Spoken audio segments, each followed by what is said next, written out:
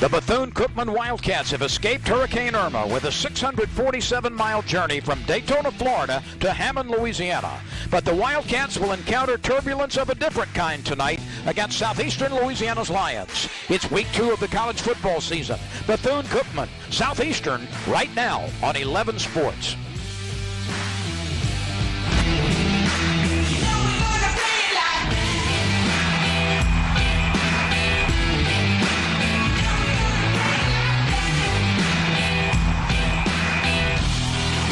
You're watching Southland Conference football on 11 Sports.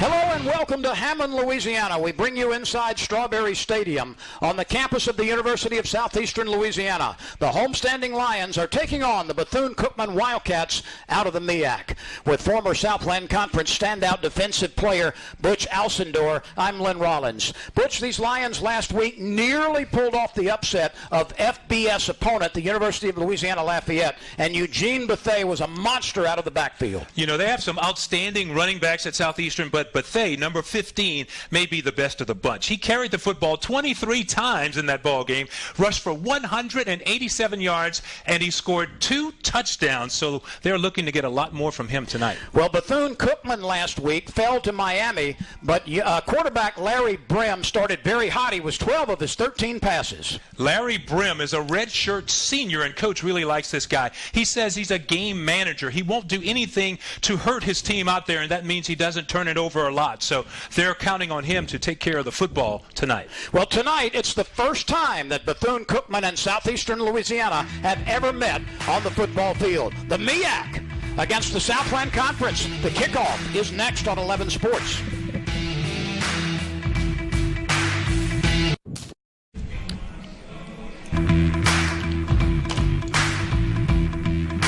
Welcome back to Hammond, Louisiana. The Lions, who you see right there, will get the first kickoff of this game. Bethune-Cookman will send it in play against the Southeastern Louisiana Lions in Hammond. Let's check in with the third member of our broadcast crew tonight. From the sideline, here's Megan Kluth. Megan? Here at Strawberry Stadium, we just learned that Lorenzo Nunez will be out tonight. Last week, the first-year Southeastern quarterback nearly upset ULL, but sustained a knee injury that will most likely have him on the sidelines tonight. In his place will be junior Donovan Isom, who sat a sophomore season out with an elbow injury, so he breaks his one-year hiatus tonight in front of his fans here at Southeastern Louisiana and the home opener. Back to you, Lyndon Bush. Megan, thank you very much. Indeed, a late development as Donovan Isom, who did not play last year, is going to get the start tonight in the absence of Lorenzo Nunez. Nunez didn't play last year either, of course, after transferring from South Carolina. So a new quarterback last week for the Lions, a new quarterback this week for the Lions. And this is an opportunity for a guy like Donovan Isom. It gives him his opportunity. He's 6'2", 245 pounds, and this guy's an athlete. He's not just a big quarterback. He has a strong arm, and he can also run with the football. The kickoff is on the air. And from the 2, the Lions in green bring it out to about the 20-22-yard line. Big contact there as the returner, Juwan Petit-Frere, is knocked off his feet. And so for the first time at home this year, the Lions put what last week was a very potent offense on the field. It was a very potent running attack. And, you know, no one ever asked, where's the beef when you're talking about that big offensive line? 4 of their 5 starters tip the scales at over 300 pounds, Lynn. So they can definitely get out there and play some smash-mouth football. We'll set those big guys up for you early in this first offensive series. Donovan Isom is a huge quarterback, a 6'5", 245-pound junior out of nearby Denham Springs. He started his career at Utah and transferred to Southeastern Louisiana after a redshirt season for Utah. So Isom, who was idle all last year, hands it off on the first play of the game. And guess who? It's Bethune, who almost rushed for 200 yards a week ago. We're going to see a lot of this, Butch. They're going to use that offensive line. They've got a trio of outstanding running backs. Bethune gets the first carry and gets 7. It's no secret that he would get the first carry of the game. He carried the football 23 times last week, and with Nunez out, I wouldn't be surprised if he carried it a lot more than that tonight. As you said, he almost got 200 yards, 187 yards, and 2 touchdowns, and I wouldn't be surprised to see him get a lot more touches tonight. We'll see Darren Johnson and Julius Marcelin out of the backfield as well back to Bethune, and this time he is met at the line of scrimmage. No gain, maybe even a slight loss. It's going to bring up 3rd and short. Let's call it 3rd and about 2 for the Lions with their opening possession as we've just gotten started from Strawberry Stadium in a very beautiful part of southeast Louisiana here in Hammond. Well, the Wildcats did a fine job up front that way. Guys like Deshaun Ray and Kevin Thompson, they were out in there and made it tough going on 2nd down. Isom calls for the football. He'll give it to Bethune again, probing the right side, and that is plugged up. The interior of that defensive line does the job on 3rd and short. So Southeastern running Bethune up into the line on 2nd and short and 3rd and short. And these Wildcats were intractable at the line of scrimmage. You know, Troy Wilkins and several of his teammates were right there. Of course, when you talk about Bethune-Cookman, the Wildcats knew they were going to be tested up front in this one. A lot was made last week. The Southeastern offense came up with 517 total yards, 343 on the ground, so they expected them to run the football. Frank Brown is back to receive the kick from Ivy Wall. It's a driving kick. Brown starts at the 24, makes a man miss. He's up to the 45 before he's run out of bounds, and there is a penalty marker down on the near side, all the way opposite the field from where the punt returner ran out of bounds. It looks like a holding call against Bethune-Cookman, so it's going to back them up there, and it's going to wipe out an outstanding return. Indeed it will. Now, you talked about it earlier. Bethune-Cookman was very competitive against Miami. Number 5. 10-yard penalty for the spot of foul. There were 13 penalties. 13 penalties last week against Bethune-Cookman, and many of them came at very damaging times. You know, I had a chance to see Coach Terry Sims before the ball game. He actually used to be an assistant coach at Texas Southern in Houston, and we were talking about that, and he said his team, they were playing the 18th ranked team in the country, but he said we were not intimidated. He said we wanted that challenge, and we wanted a chance to go out there and play well against them. And against Miami for 3 quarters, they gave the Canes all they wanted and more.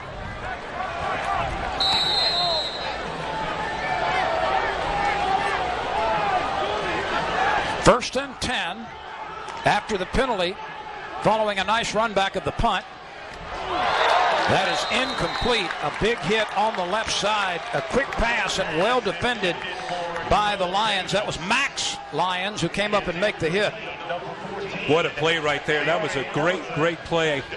Number 14 might have been helping out on the play, Maori Ellison. Indeed, it was Ellison who made the contact. They had 4 receivers out to the far side. They tried to come back to the single receiver, but Ellison wasn't going to have any of it. Ellison is considered the best cover corner, the best cover defender in the secondary for the Lions. He's a really good one. Well, he was outstanding on that play.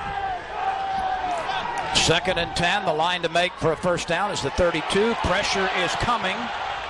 Brim escapes it, fires downfield, and good coverage at the 45-yard line. A lot of heat on that time. It looked like the Lions went to the blitz. And I tell you what, Brim did a good job of avoiding the sack there. On the play, you can see it's going to be number 18. That's Sione Tuhema. Sione Tuhema came in scot-free on the blitz. Brim did a good job of avoiding him, and he just decided to throw that football away. Avoid taking a big loss on the play. 3rd and 10. Brim will throw for the 3rd straight time. He has a pocket, fires it down the middle. He's got a wide open receiver. That's grabbed by Kevon Mitchell, and Mitchell works his way all the way inside the 30-yard line. They will place this down.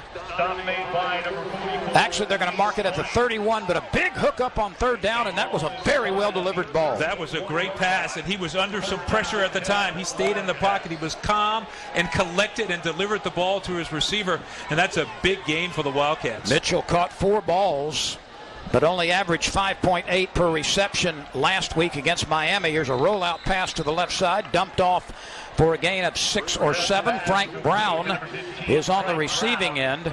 Brown is coming off a hand injury at the end of last year. That slowed him up. He's a preseason MEAC first team all-selection.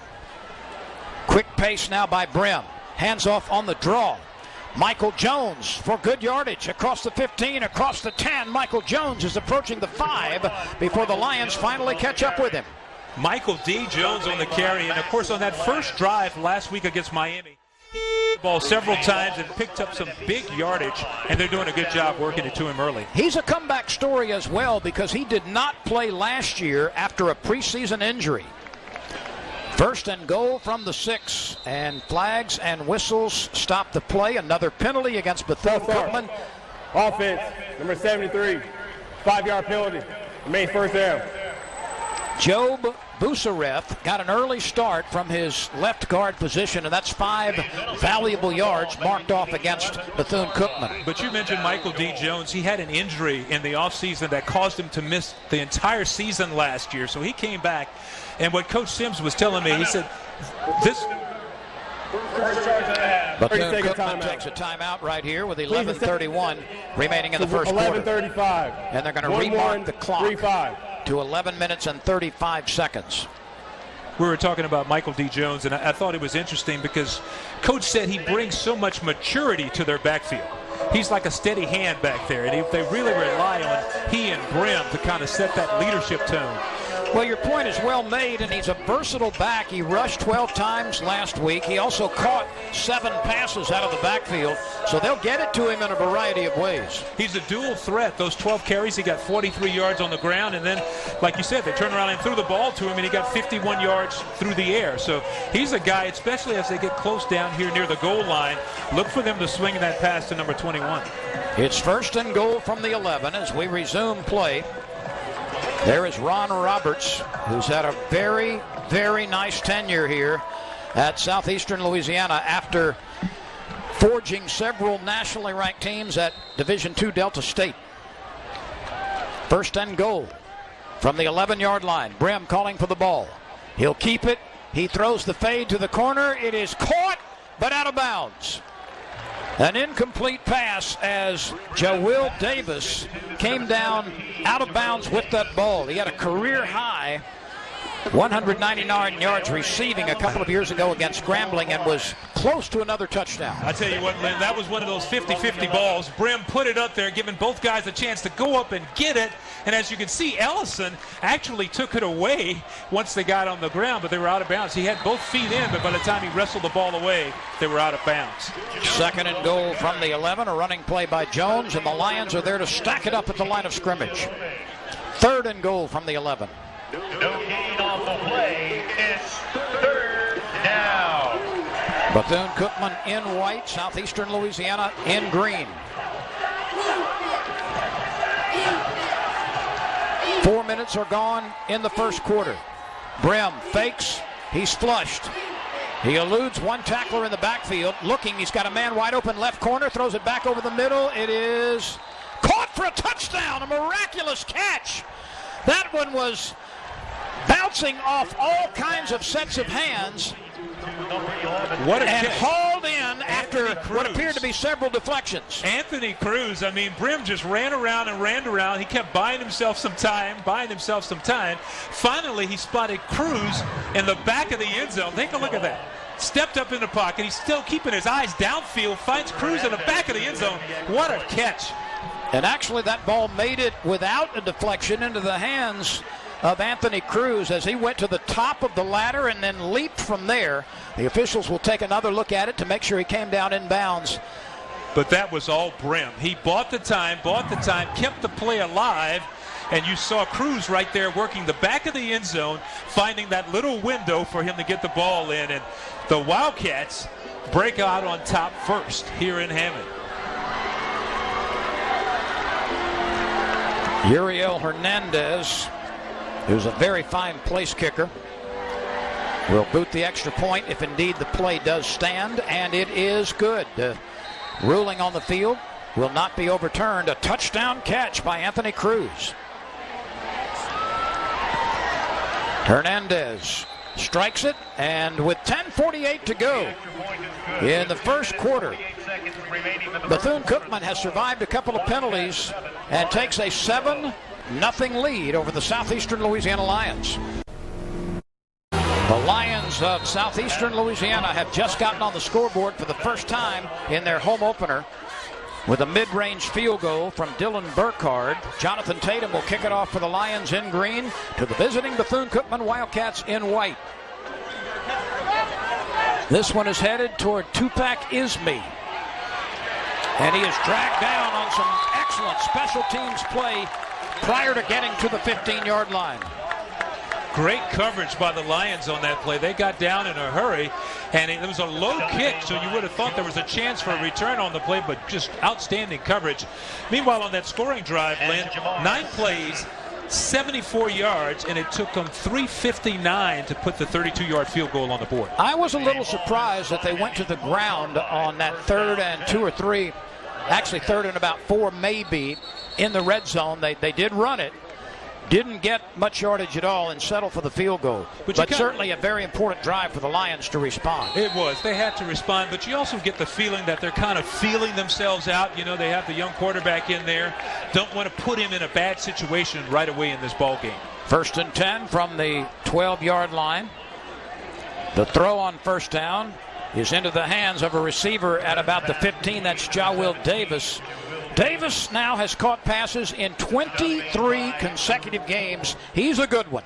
Coach Roberts talked about him during our conference call. You know, he said he's one of the guys. He said, in fact, he said all 3 of their wide receivers have skills, and they have to really do a good job containing them. Tupac Isme tries to go wide left. Let's look at our impact players, brought to you by Dick's Sporting Goods. And as you can see, we start right there with impact players from Bethune-Cookman. And we got Larry Brim because they're on offense. Of course, he's the veteran. I mentioned he's a redshirt senior. And Michael D. Jones, who missed all of last year, but has really gotten off to a fast start so far this season. Ray and Thompson are both stalwarts on the defensive line for Bethune-Cookman.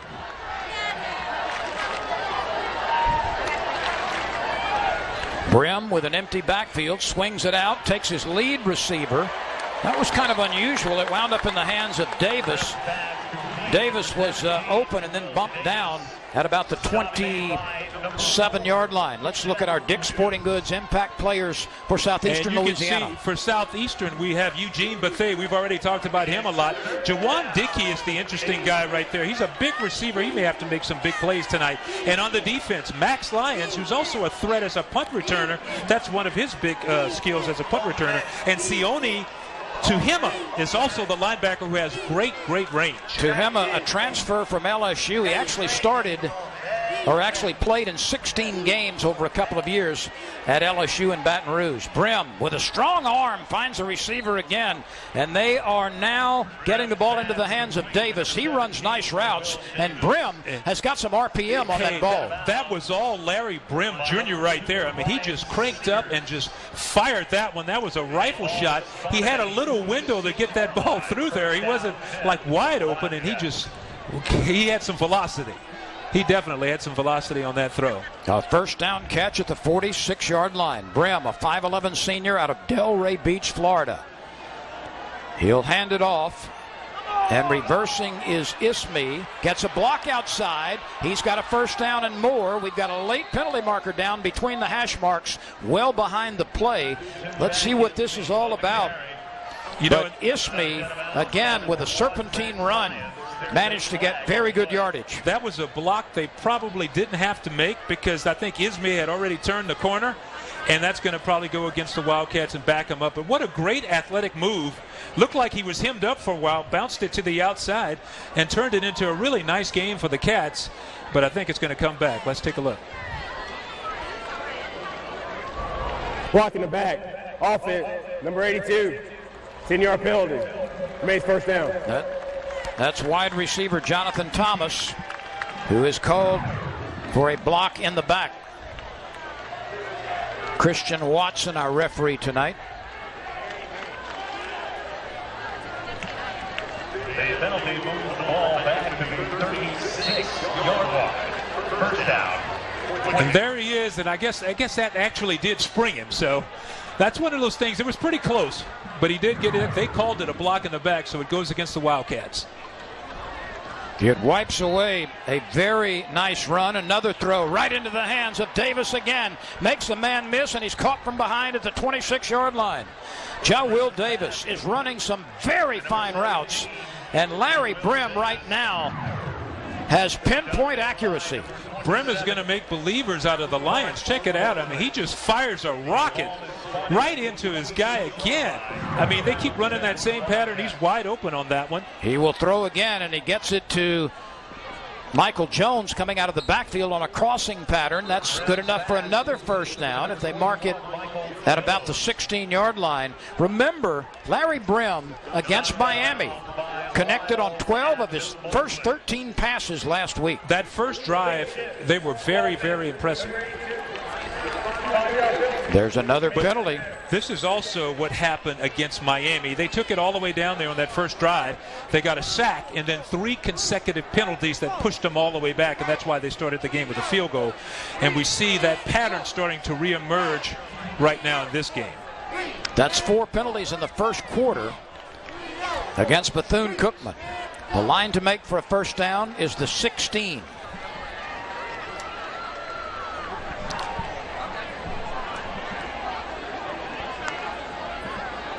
Brim on a wide receiver reverse. There is yardage to the 23 or so, but there's another penalty marker down. Keyshawn Bird apparently was the ball carrier. He came back on the low shuttle pass and picked up a nice game, but there's another flag again. Personal foul, illegal low block, offense, number 57. 15-yard penalty, Mays first down. That's Dwayne Brown, who's one of their best offensive linemen, an illegal block. That's 5 penalties in the first quarter alone, and most of them have been very costly. This is a major penalty all the way back to the 46-yard line. And it's like big play penalty, big play penalty. If you look at the stats, Lynn, you mentioned how accurate Larry Brim was last week. Right now he's 8 of 11 for 144 yards and a touchdown here in the first quarter.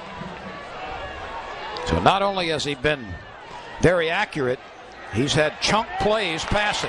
This time he's almost tripped up, now shovels it ahead, and a little bit available on the improvisation. You got to give the Lions a lot of credit. I beg your pardon, Michael Jones on the receiving end. You got to give the Lions some credit because they are bringing the heat. Brim is just doing an outstanding job of avoiding the rush. Sione Tuhima has been back there the entire first quarter, and he just can't quite get a hand on it. Now remember, the line to make for a first down is the 16. Second down from the 42. Brim, straight drop, throws it short. Kevon Mitchell, still on his feet, cuts back inside the 10, another reverse, and he's all the way down to the 8, maybe the 7-yard line.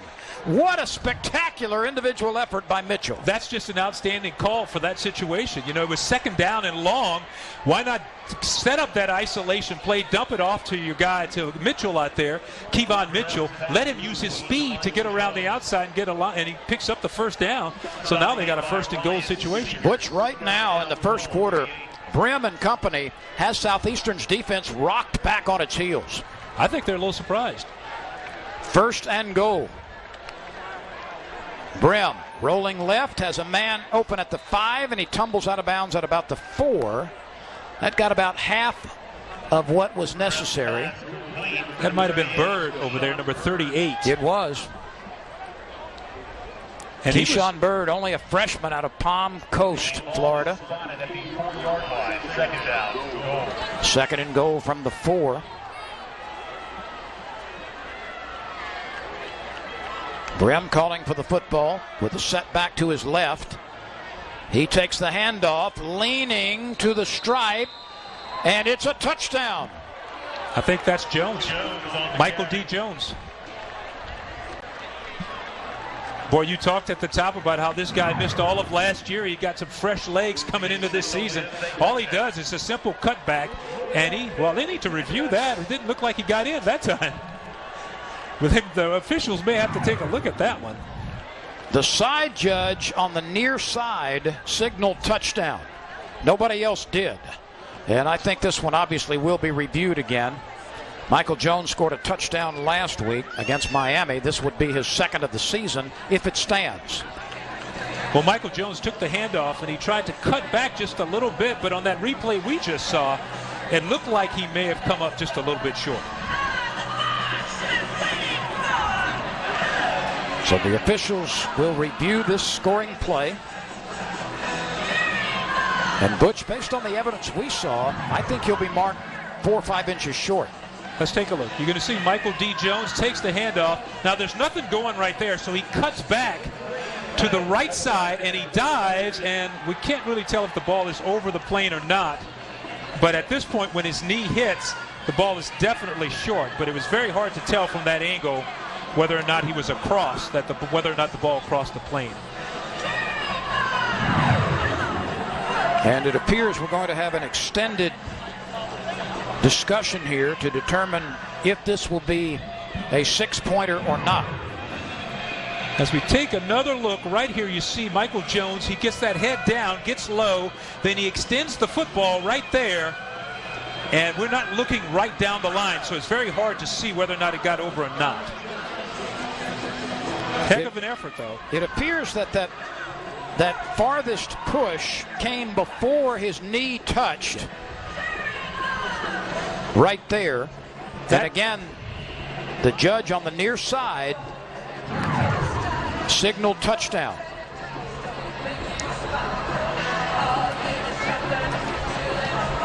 This Bethune-Cookman team. Head coach Terry Sims waiting for the call, and of course he's hoping for a touchdown. This is the second of 4 consecutive road games to start the season for Bethune-Cookman. They played at Miami last week. They'll go to Florida Atlantic next week if conditions are favorable. And then they will play at Howard to finish out a 4-game road trip to open the season. You know what, Lynn? Teams respond to adversity in different ways. And tonight you're seeing the Wildcats come out here and play some excellent football. You think they might be distracted. The ruling on the field of a touchdown stands. So there was not enough evidence to overturn it. The touchdown is credited to Michael Jones, his second of the season. And Bethune-Cookman has been impressive offensively. Not only have they moved the ball crisply and on long drives, but they've had to overcome some hefty penalty yardage. They've had to overcome a lot of penalty yardage. And just on that drive, Kevon Mitchell, the young man who made the big catch for the first down, he caught that one for 47 yards. He has 2 catches for 81 yards so far in this ballgame. Hernandez strikes it, and it is good. 1:32 remains in an opening first quarter. Bethune-Cookman 14, Southeastern Louisiana 3. More in a moment from Hammond, Louisiana.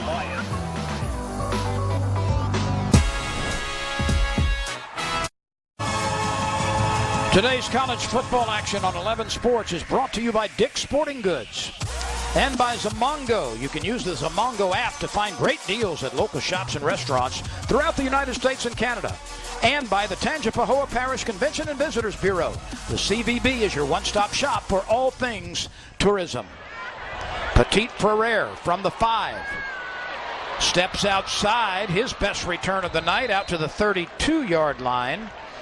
And this is the most favorable starting spot in the first quarter for Southeastern. And now that they have that good field position, let's see if they don't really open the offense up a little bit and give Donovan Isom an opportunity to throw the ball downfield. He's done a good job so far. He's done a great job running the option.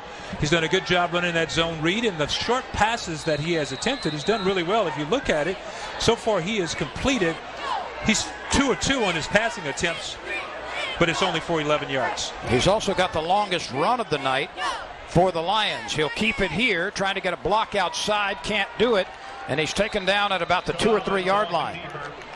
Stop made by number 5. That may have been Dwayne Thomas, I think. It looks like we may have a new quarterback in the game. And now they're saying it's Micah Thomas.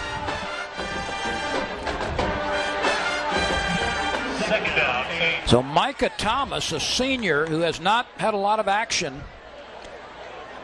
He's a transfer from Eastern Arizona. Micah Thomas out of the wishbone. fakes the handoff, keeps it, and he's dragged down at the line of scrimmage. That was a superb defensive play by Todney Evans, the defensive end. He's by way of Middle Tennessee State, a 6'2", 222-pound junior, and you cannot play it any better than that. Great play by Evans. He read the play out, got in the backfield, and made the tackle for a loss. And, you know, looking at Micah Thomas coming in here, they may be just trying a little change of pace here, just to try Thomas in there and see if he can't pick up the pace a little bit. We did not notice any sort of discomfort or injury to Isom, but Micah Thomas is the quarterback, 3rd and 9. He looks, steps up into the pocket, lets it fly into double coverage, and that is well out of the reach of the intended receiver. So Southeastern Louisiana not able to respond following the touchdown by the Wildcats. And Bethune-Cookman will receive the ball again with 14 seconds remaining in the first quarter, leading by 11.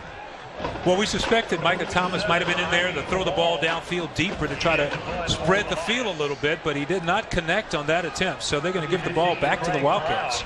Ivy Wall, who averaged 41.5 yards per kick last year, hits a nice one. Accepted at the 17 and tripped up at about the 20. A very short return.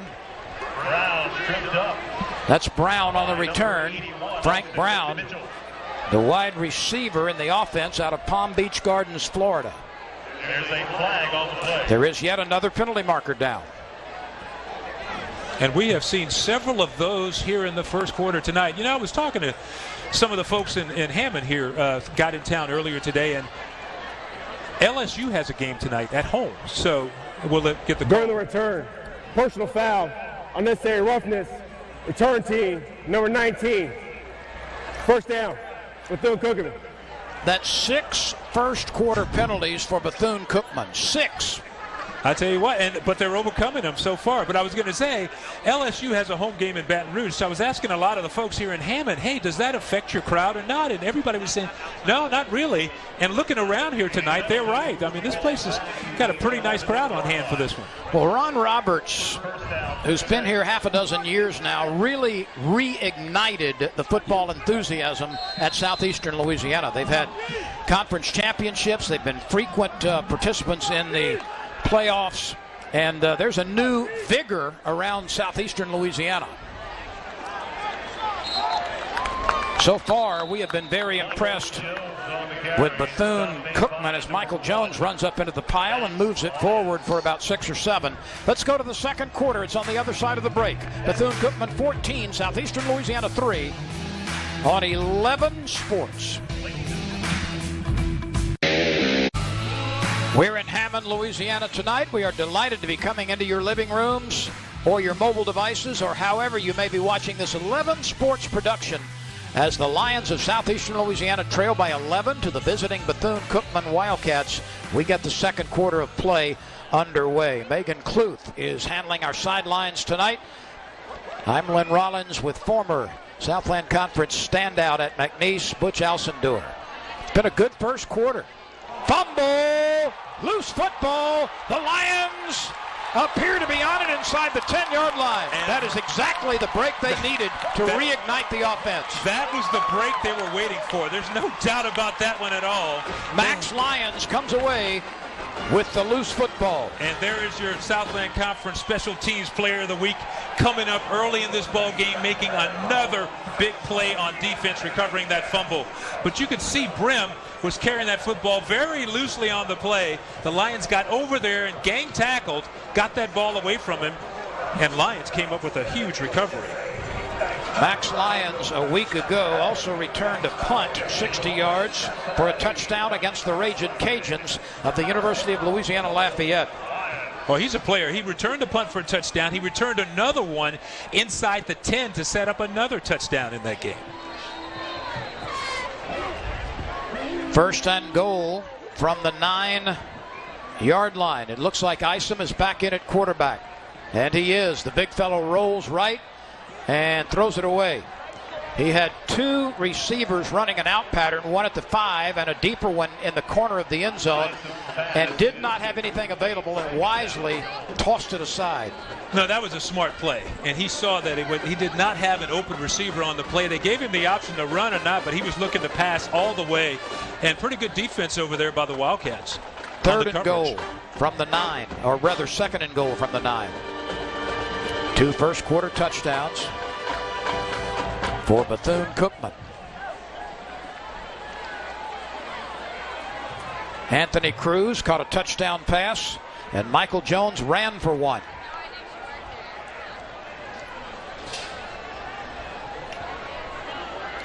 Jenkins, the tight end, in motion. Isom over the middle, missed his man. He had a receiver open by a step or so. That was Jawan Dickey, and Isom overthrew him. He just missed him. He had Dickey, and he had a little separation right there, and he tried to stick that in there, and that may be a missed opportunity. So they're going to come up on third down, trying to get that touchdown. You know, when you get a turnover like that, you really want to cash it in for a touchdown here. So I know they don't want to settle for 3. So this is a key down coming up. Dickey is the go-to receiver. He led the team last year with 42 catches for 768 yards, and he caught 7 touchdowns. A fade to the corner, and it's well out of the reach of Niger Jackson. Yeah, Jackson was well covered, and that ball was 4 or 5 yards overthrown. He was trying to throw that fade to the corner, but Jackson had no chance at that one. It was out of bounds. It was way too long. So they're going to have to settle for another field goal attempt. Isn't it amazing how the Lions scored nearly 50 points last week against FBS opponent, the University of Louisiana Lafayette, and on their own field here tonight, they have stumbled a bit offensively. Short field goal is in the air, and it is good. Let's take a timeout. 14:32 remains in the second quarter. Bethune-Cookman 14, Southeastern Louisiana 6. Important. Southeastern Louisiana has gotten on the scoreboard for the second time with a short field goal off the foot of Dylan Burkhardt. But it recovered a fumble at the 9-yard line, and 3 incomplete passes later. Southeastern had to settle for 3. And I think it's because they missed their quarterback. You know, they're used to having Lorenzo Nunez back there behind the center, in control, and running the show, and he's not here. He's not available tonight so far. Out to about the 25 or 26-yard line. But that for Bethune-Cookman. That is an adjustment. When you have a starting quarterback who throws for 3 touchdown passes the week before and plays an extremely good ball game like he did against Louisiana Lafayette, to come out, he had 171 yards and 3 touchdowns in that game, and now you got to step in with your backup, and it may take them just a little longer to get things going offensively tonight. Kevon Mitchell returned that kickoff out to the 26.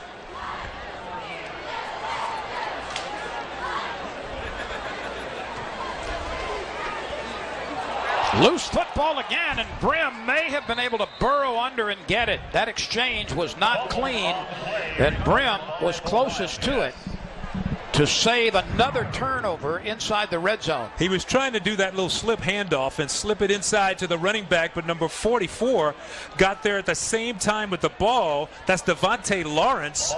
What a fine play by Devontae Lawrence coming in there to just break that thing up.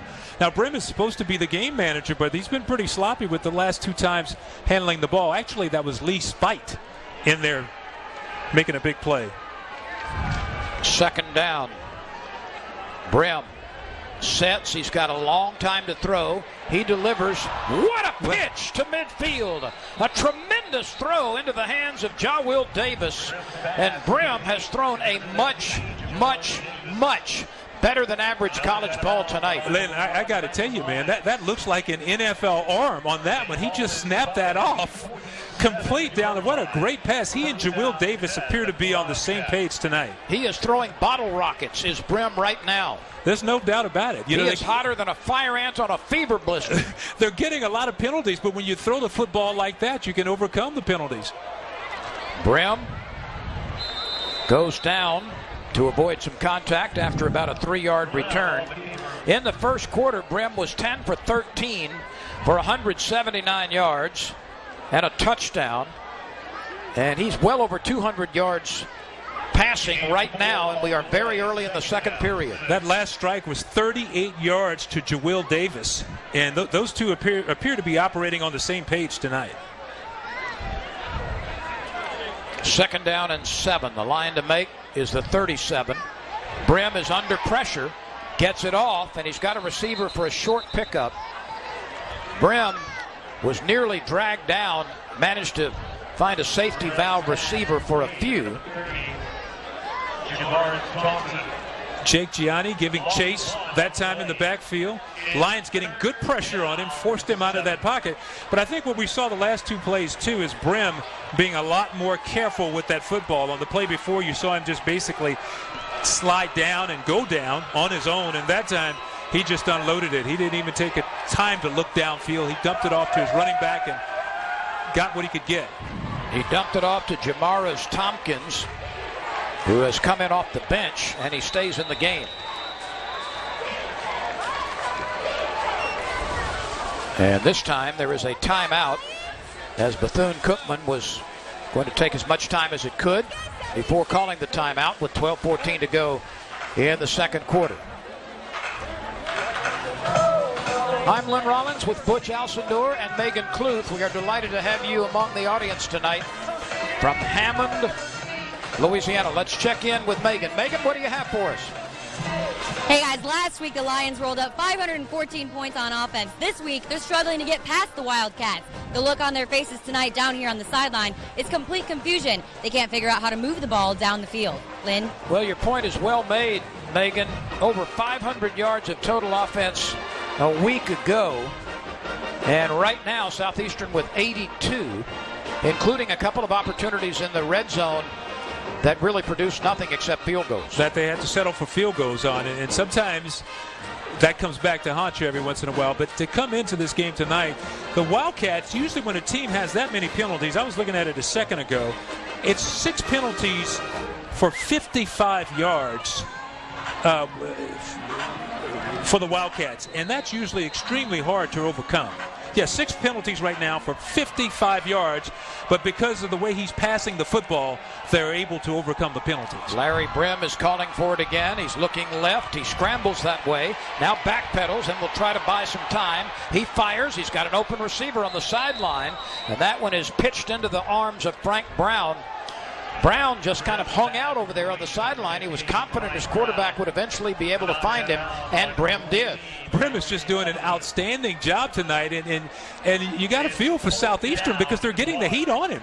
They're getting guys in the backfield. They just can't corral him. He's doing a good job buying that extra time. You know, in these parts of southeast Louisiana, fishermen catch a lot of brim. The Lions tonight have not been able to catch Larry Brim. They've not been able to corral him. They got that fumble. They forced a fumble from him that one time, and that's been about it. It's 4th down and a yard. And there is a marker down. It appeared there may have been premature movement on the offensive line. If so, this will be the 7th penalty against Bethune-Cookman. They had 13 last week.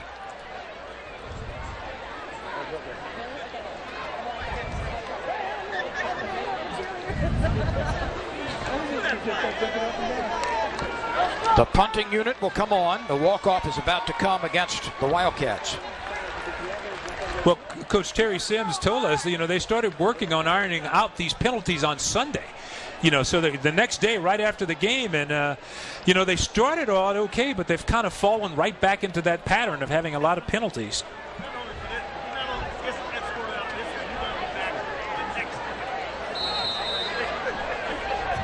That was penalty number 7, so now they got 60 yards and penalties marked off against them. Uriel Hernandez, who also handles the place kicking, turns the nose of the football down, sends a wobbler to about the 17 or 18. A return is attempted, but not much available to Max Lyons.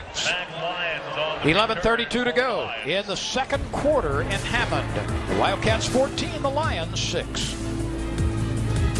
There's a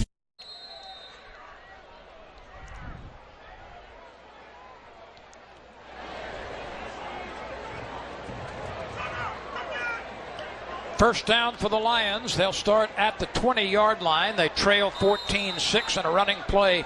Catch 2 or 3. This Southeastern offense has been held in check tonight through the first 19 minutes of this game by Bethune-Cookman. That was Marcelin on the carry, and I'm surprised that we haven't seen more of that. I guess the game is dictating some of the play calling, because last week Bethune-Cookman gave up 550 yards of total offense. Isom throws it, and he's got a receiver on the break, makes a man miss, crosses the 40 to the 45. Jawan Dickey on the receiving end, and Dickey had to rearrange his posture and his route to make that catch. And take a look at, though, this was Isom's best pass of the night, though, because he threw it before Dickey came back to the ball. So a good adjustment by Dickey, but also a good adjustment by Isom, because he had to unload that pass so early. This throw goes into the slot, and it's caught by Javon Connor, who had 23 catches last year, including 1 for a touchdown. It's a gain of about 9. So a nice pickup on first down. You know, and sometimes it just takes a while for the big fella to settle in and get into the flow of the game, and it appears like now he's got a couple of completions under his belt. Marcelin takes the handoff and gets nothing. In fact, he lost a couple of yards. There was great penetration from the right side of the defensive line, and Marcelin ran right into a roadblock. I've been very impressed so far with the big defensive line there by the Wildcats. Someone's down. We have an injured player down on the play, but they have been doing an outstanding job of just stuffing the run so far in this ball game. That's Delwan Beard, a backup defensive end by way of Santa Monica College, who is hurt today.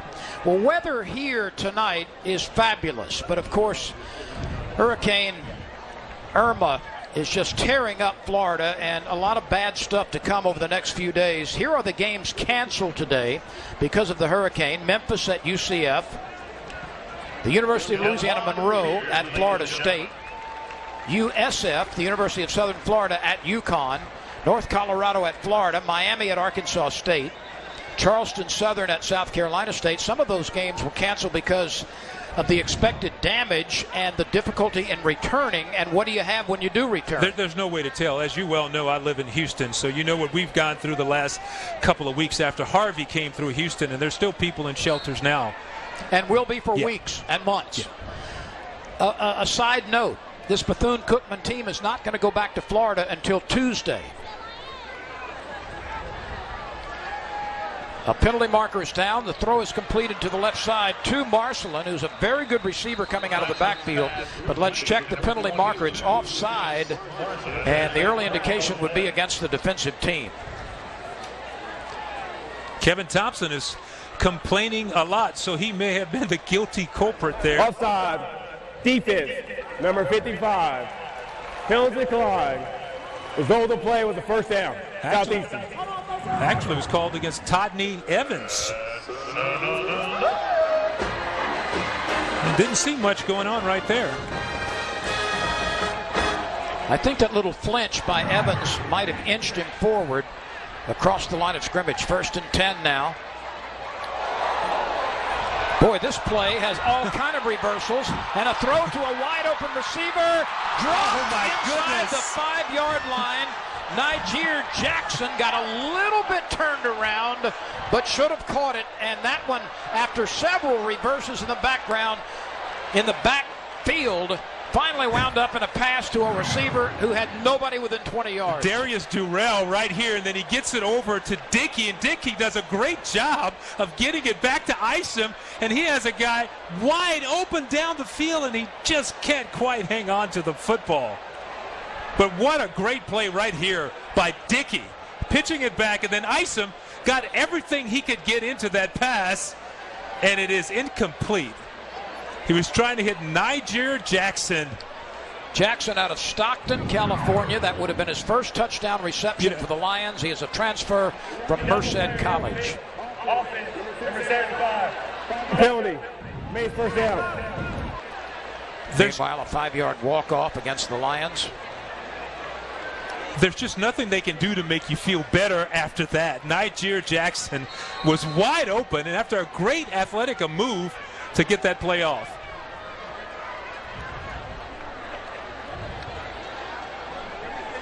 Isom keeps it after the fake. Big fellow's got. He loses the ball after a gain to the 35. Let's see who's got it. It looked like it squirted free a couple of times. The ball came out. Looks like the Lions got on it. There was a receiver over there in the vicinity, and it looked like he came back and covered up the football. Recovered by number 12, Niger Jackson. So he dropped a touchdown pass, but he does keep the drive alive by recovering a fumble from his quarterback. There's Isom. Ball comes out, and very alertly, Niger Jackson gets on the football for the recovery. So a gain of about 9 on 1st and 15. 2nd and 6 coming. The line to make is the 30. Isom backpedals, throws it to the near side, caught. Let's see where they mark the progress of Juwan Dickey. Dickey is to the Lions what Davis is to the Wildcats. He is. Go-to receivers. He's the go-to receiver, and he showed you something right there. He did a nice job of working back to that football. That's one of those passes that if he does not work back to the football, it could be intercepted. But he did a really good job getting back to the football to give him a chance here on 3rd down. He made the catch a yard shy of the 1st down.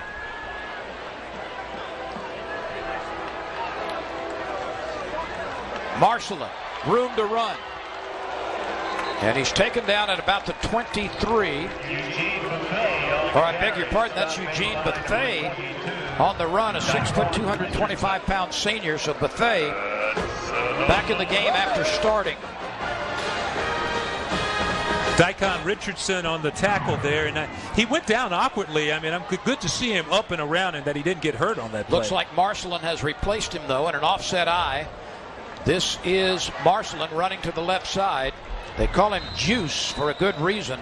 He's led the Lions the last 2 years in rushing, and he's been injured throughout his career. Well, you know, we talked about it some on the top. You know, they have a lot of really good running backs here at Southeastern, and so it's kind of hard to get the football around to everybody and when you have that situation, but it's a really good situation to have. Here's Marcelin again. And maybe a yard. It'll bring up 3rd and a long 3. 6:50 remains in the first half. The Lions are in the red zone again. This is their 3rd trip there. They have been held to a couple of field goals. Dickey coming back in the ball game. I would not be surprised if Isom didn't target Dickey again on this 3rd down situation. This is a huge 3rd down conversion opportunity. Southeastern was 1 for 4 on 3rd downs in the first quarter. The throw to the corner, and it's overthrown. An open receiver, Julius Marcelin, was a couple of steps behind the coverage. And once again, Isom with too much distance on the throw. I got to tell you, he had Marcelin wide open on that one. You want to get some air under that football. And I'm sure he's a little hyped up, you know, making the start tonight. But that's the 2nd receiver that he's overthrown in the end zone. He overthrew Dickey earlier tonight. And the one he had on the money, they did not come up with a big catch. So there have been at least 2 clear touchdown opportunities that have gone awry for Southeastern. This will bring on a 33-yard field goal. Slight angle left. The kick is in the air. It is plenty long enough. It is plenty accurate. Dylan Burkhardt kicks his 3rd field goal of the night. Wildcats 14, Lions 9. We'll continue in a moment from Hammond on 11 Sports. Timeout on the field. Bethune-Cookman 14, Southeastern Louisiana 9. 6:14 remains in the 2nd quarter here in Hammond. A nice crowd on hand. Beautiful weather here in Hammond, Louisiana. Hammond and nearby Ponchatoula considered the strawberry capitals of the world. And indeed, this stadium is named Strawberry Stadium. That ball took a little left turn right at the pylon and went out of bounds. So Bethune-Cookman, which has not needed any help offensively, will start at its own 35-yard line. Burkhardt is getting a workout tonight. If you look at those 3 field goals, 32, 26, and 33, and it's important if you go down there, you got to leave with some points, and that's what Coach Ron Roberts is doing tonight. Kicking team. The ball will be placed at the 35-yard line. First down, Bethune-Cookman. 3 trips into the red zone for the Lions. 1 on a fumble recovery at the 9, but no touchdowns.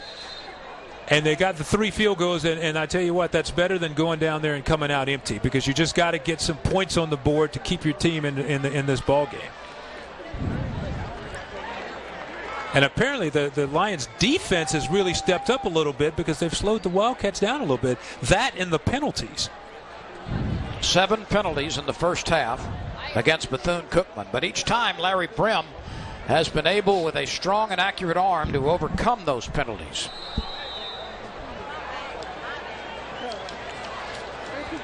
Brim is not a big quarterback. He's 5'11", but he's got a huge arm. Pitch back to the right side. Michael Jones runs up into his own bench. There is another penalty marker down at midfield. And I think this one's going to go against Bethune-Cookman. That's going to be a late hit on number 56, who's Chris Adams. And Chris was trying to hustle and be aggressive, but that came a little too late for the officials, I'm afraid. Personal foul, illegal low block, offense, number 56. 15-yard penalty from the end of the run. Remains first down. That's the Bethune-Cookman center. He's from Dayton, Ohio. Chris Adams by way of Lackawanna Community College. You know, sometimes though, Lynn, when in doubt, you have to be smarter than that. You know, you got to think about your team, and that was near the end of the play, and it's one of those things where you maybe on high insight you kind of don't make that block at that time. You've already had the pickup. You had 7 or 8 yards on the play.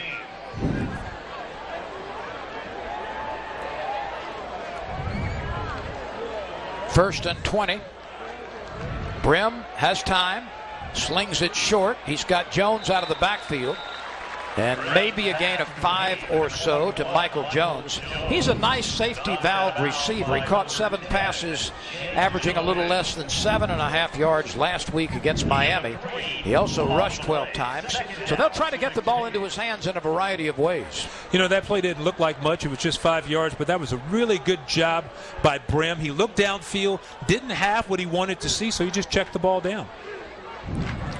Blitz coming from the outside. Brim scrambles away from the pressure. Now he's hit from the backside, and down he goes. It was Sione Tuhema again, the 6'4", 260-pound senior linebacker out of Keller, Texas, who played in 16 games in 2 years at LSU before transferring here. I tell you what, he is very active on that from his defensive linebacker post, and he's been in that backfield. Unsportsmanlike conduct, defense, number 50. 15-yard penalty by rule, automatic first down. Oh, that is a very costly penalty as Sean Clavel gets charged with the flag. He's an outside linebacker on the other side of Tuhema. That's going to hurt. That's an automatic first down. Sione came up with a huge hustle play. Tuhema in the backfield, bringing down Brim, but the penalty against the Lions is going to give him the first down. From the 46, first and 10. Let's see what Brim does here. He's got 2 receivers at the bottom of the formation. He steps away from pressure, zings it over the middle. He's got a receiver at the 40, and he runs 5 or 6 more yards. Once again, it is Jawill Davis. Now, Davis has caught a lot of balls tonight. We'll check on his numbers, but he has caught passes in 23 consecutive games. But it may come back. There is yet another penalty marker down near the line of scrimmage. Look at that quick release. Offense, number 86, 15-yard penalty, remains first down. Jaquan Loomis, the tight end, called for the penalty. Wow, it's kind of unbelievable how many times they've done that here in the first half. They've made a big play offensively. They've had something going on, and then there's been a penalty to take them back. Now the line to make is the 44 on the southeastern side of midfield. First down at the 31.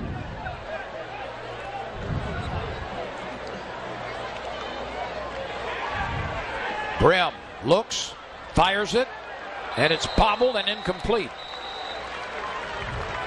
Brim got it on the hands of Jawil Davis, but he could not hold on to the catch, trying to make a leaping grab.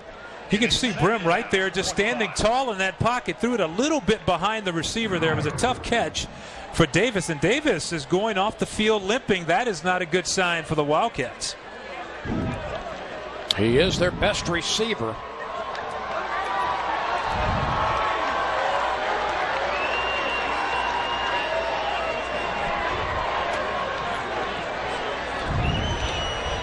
Let's see if the Lions bring pressure. They rush 4. Brim manages to step away from contact. He'll keep it, steps outside. He's bumped out of bounds near the 36-yard line. Very good coverage in the secondary.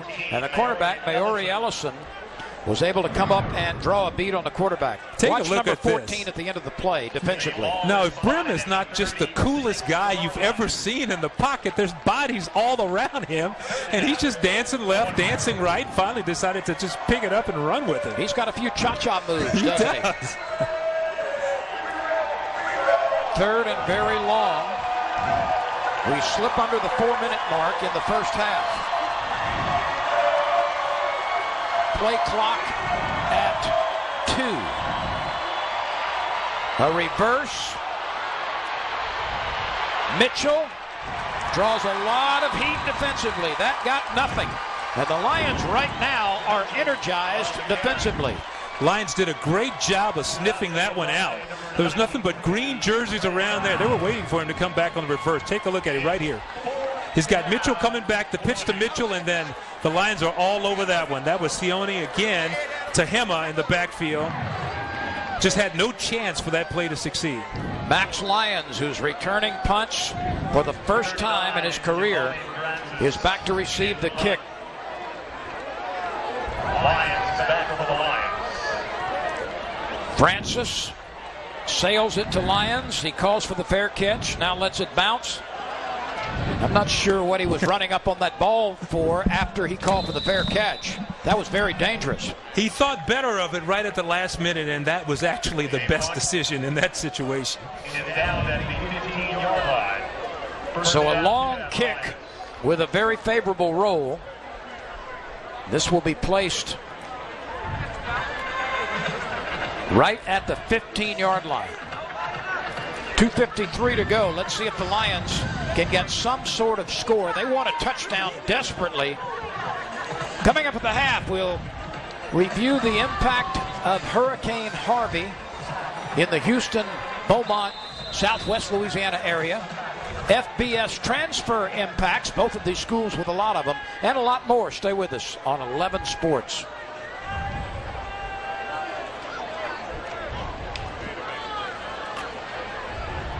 A run to the left side on first down, and well defended by Bethune-Cookman. You know, there was 2:53 left in the half when this drive started, and there was time enough for them to try to get a score. But I would imagine Coach Roberts is going to be very, very conservative with this and just protect his young quarterback and not take any unnecessary chances. Would they love to get on the scoreboard? Yes. But a turnover here could really, really hurt his team. That was Bethea on a short run. The Lions have all 3 timeouts to use. Here's the throw out to the right side. A safe pass to Juwan Dickey. He turns it upfield to the 26. That's going to be very close to a first down. In fact, he's got it. And so the Lions get a first down with 2:09 to go. The clock is moving again. 3 timeouts left for the home team. 1 for Bethune-Cookman.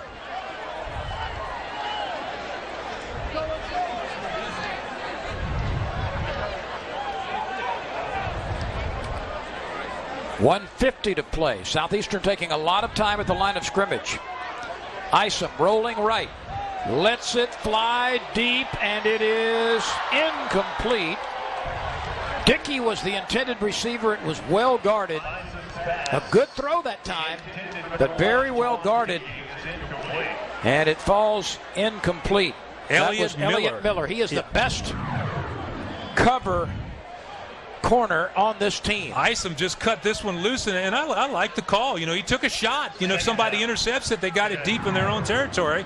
So why not take the shot down there? Miller was inside the jersey of the intended receiver. A well-thrown ball and well defended by Miller. Good coverage by Miller. 2nd and 10, 1:40 to go. Second quarter.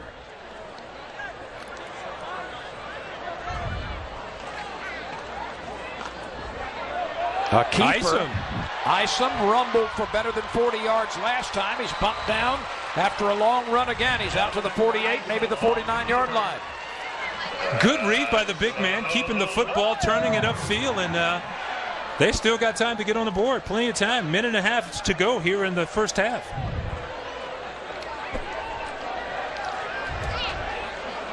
They've still got all 3 timeouts to use. Less than 80 seconds are left in the second quarter. Isom steps into the pocket, lets it fly deep. It's overthrown. It is intercepted at the 15-yard line. And so that ends the Southeastern Louisiana threat. That one was picked off by Trevor Merritt, a strong safety. He was back there as a center fielder and takes the overthrow. Merritt made a nice play, but there were 2 receivers there for the Lions almost in the same area. It brought a crowd of defenders there, and I don't know if somebody wasn't in the wrong place on that one. And I'm not sure that Isom even saw him. One guy who wasn't in the wrong place was Trevor Merritt as he makes the interception. Merritt made a good play. I think Isom was looking on the inside, did not see the coverage from the outside, and Merritt made an outstanding play to make that catch. Now, when you look with 1:02 to go and you think about the arm that Brim has, they have an opportunity. They've got 1 timeout to use, and Brim will throw on first down. Looks as though he wants to set up the screen. A flag is thrown. That's probably going to be holding. Mitchell on the reception. Another flag comes in. So we've got, and there's another one and another one. There are 4 flags on the field right now. Well, the first one was holding. It happened right as soon as the snap was taken. Multiple flags on the play. What's the most flags you've ever seen on one play? 4. I think I've seen 5 once. The 4 we just saw right there. I've never seen anything like that. In that sequence of 5 I saw, one official threw 2. He threw the flag, then he threw a cap. Well, it was definitely holding because he threw it right at the foot of the offensive lineman at the time. And then after that, it came down here. So I wouldn't be surprised if we didn't have offsetting penalties.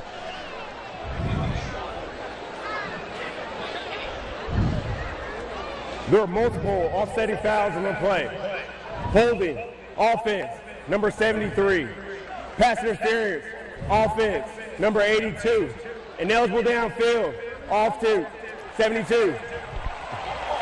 Personal foul, roughing the passer, defense, number 4. Those penalties are offset. First down. So let's see. Let's review. You had holding against the offense. You had an illegal receiver against the offense. What else? You had another holding against the offense by a receiver. And then you had the defensive foul. So you got 3 penalties against one team and 1 against the other team, but they all set. By the way, as you look at this Bethune-Cookman uniform, the Wildcats will wear a different uniform this year, a different combination every week, courtesy of their uniform sponsor Nike. They will not wear the same uniform at twice in the entire season. That's a marketing tool. So that's a lot of swooshes. It should increase your marketing, too, your sale of jerseys, because your fans will want to have the latest jersey to wear. So after all of that and all the flags, we're going to redo first down. 50 seconds remain. Brim backpedals, steps into the pocket, hit as he throws, lets it fly. Incomplete. He threw it into double coverage. Kevon Mitchell was well guarded on the near side hash mark deep downfield. He was, and that was a great job by Lions. I mean, he was with them step for step, and no contact there. He was with them, did a good job. Max Lyons. And Jeff Williams was the other defender. The safety also was back helping. That's tough. You get that deep ball coming your way. You're out there on an island. And any contact or any inadvertent contact can sometimes lead to a flag. And we've seen a lot of flags tonight, but good, clean coverage on that play. Let's see what Brim does here on 2nd and 10. Pressure coming from Lions. The throw incomplete, a little bit overthrown, and Ellison actually was the closest to catching it. The Southeastern cornerback Ellison had that one just for a second on his fingertips. He was trying to hit Anthony Cruz, but the double coverage was right on the spot for the Lions. They had that one diagnosed. Interestingly enough, on the previous play, it was Max Lyons, as you described, who was defending 40 yards downfield. That time they walked him up on the line of scrimmage, and the Nitro defender was actually blitzing from the right side. He's a good athlete. I mean, he can do it all. You know, we've saw what he can do returning punts last week, but he's also an excellent defensive back. If this first down is not made, the Lions will have a chance for a few plays at the end of the half. The throw over the middle, incomplete, thrown a little bit high. And there was contact, legal contact. That ball was intended for Quashon Bird. He's 5'8", and as he leaped as high as he could, he was bumped hard. The ball slithered free. Yeah, that ball was high and it was late, and that's a bad combination for your receiver as far as keeping a healthy receiver, because it was thrown a little bit behind, a little bit high, and it was thrown a little bit late. So they took their shot, so that's going to leave 31 seconds on the board for the Lions to try to do something, and Max Lyons always a threat to bring the punt back. Giovanni Francis will kick it.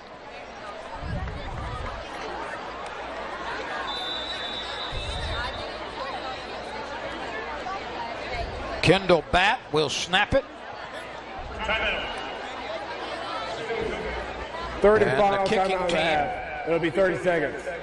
Kicking team takes a timeout. A short one it will be. They want to make sure to cross all the T's and dot all the I's on this punt coverage at the end of the second quarter. Well, the one thing we can be certain about this first half, Coach Terry Sims is not going to leave anything in his playbook. They're out here, they're playing calm, cool, and collected. I mean, I think they came out of that Miami game with a lot of confidence, because they took over that football with 1 minute to go, knowing that if you make a mistake in your own territory, you're going to give Southeastern a quick score, but they kept chunking it downfield. And give the Lions a lot of credit, because they made those adjustments in the secondary, and they had all those deep guys covered. We asked Coach Ron Roberts why Max Lyons didn't return punts last year. He played with a broken hand the last half of 2016. He'll start from the 30, and there is excellent coverage. Actually, he started from the 35. Superb coverage by the punt coverage team. Just a step or two available to Max Lyons. Justice Hunt made the tackle, and what a great tackle that was, because I thought Lyons was about to slip that one and head upfield, but he got one hand on him, and he was able to strong arm him down to the ground. So a good play by Hunt. Now, if I'm the Lions, I've got 3 timeouts. I take a couple of shots here. Any kind of score would be very, very big. Well, and you know, you have the field goal kicker who's excellent. He's already put 3 on the board tonight. 1st and 10. Isom will indeed throw.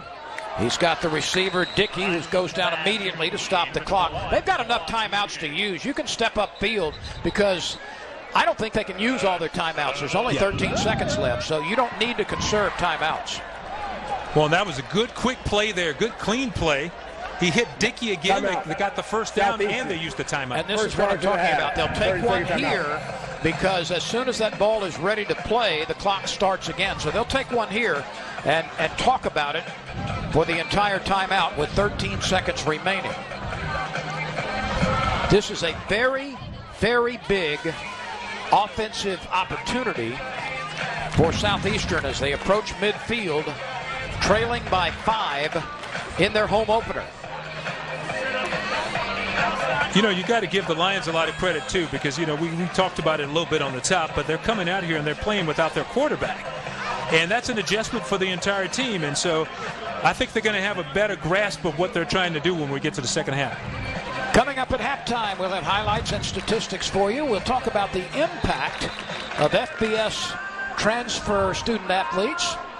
And, of course, the Hurricane Harvey aftermath, which still is very, very, very serious in the Houston, Beaumont, Port Arthur, Lake Charles areas of Texas and Louisiana.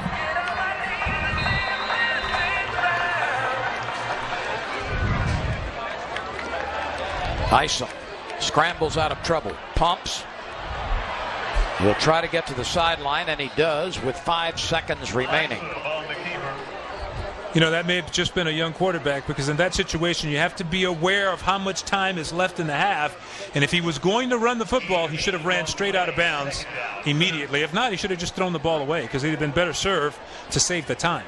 This is likely to be the final play of the half, barring penalty.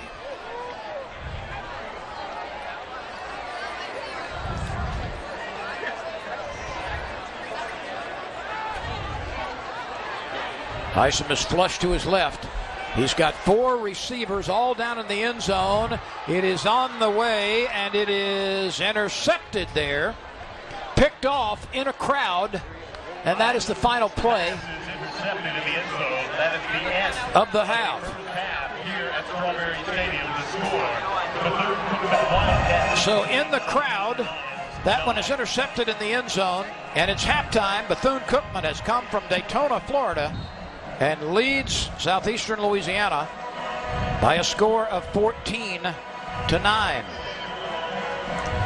Well, they've been very impressive here in the first half, minus the penalties. Now, we can't dismiss the penalties, because those have been a killer. But other than that, I mean, they've done an excellent job of moving the football, and basically mostly all through the air. Don't forget, Bethune-Cookman will get the football first in the third quarter.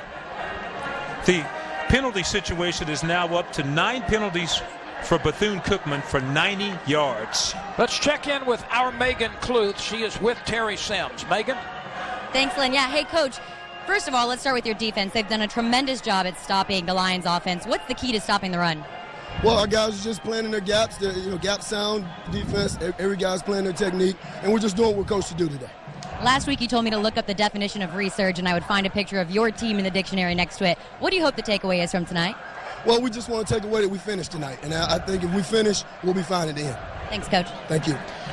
It's a 5-point lead for the team from Florida out of the MEAC against the homestanding Southeastern Louisiana Lions. We'll be back with a lot more activity in our halftime show, and that's coming up next on 11 Sports. It's halftime, brought to you by Dick's Sporting Goods.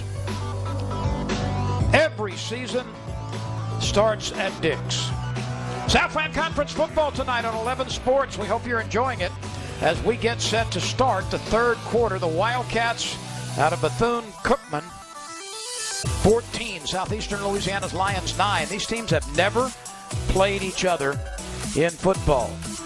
They are 2 teams who have a lot of transfers on their roster, 30 of them on the Bethune-Cookman roster, and more than 40 for Southeastern Louisiana. And right now, both of these teams are looking to find some players who can make some big offensive plays and get things rolling. The Wildcats had a good first quarter offensively, but they have stalled some in the second quarter as the Lions got a bit more aggressive and started filling the passing lanes. It will be the Lions kicking off to Bethune-Cookman as we get set to go here in the third quarter. Bethune-Cookman in white and silver, Southeastern Louisiana in green and white.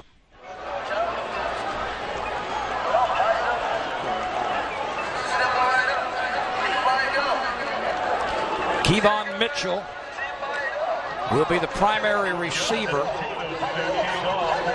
and this ball will be struck by Jonathan Tatum.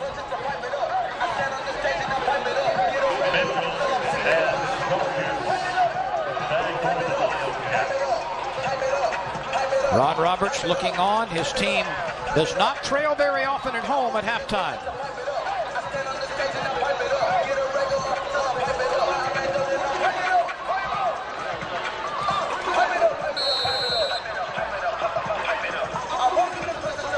Tatum gets the okay and approaches.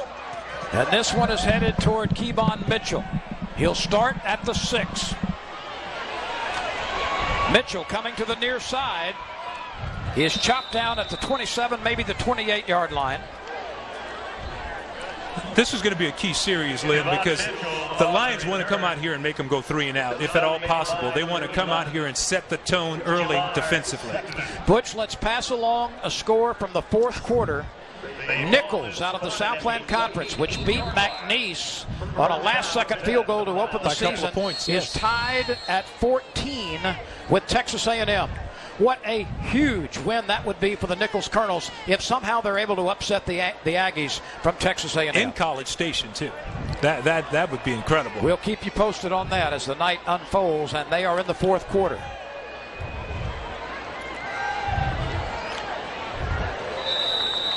A running play gets things started here in quarter number 3.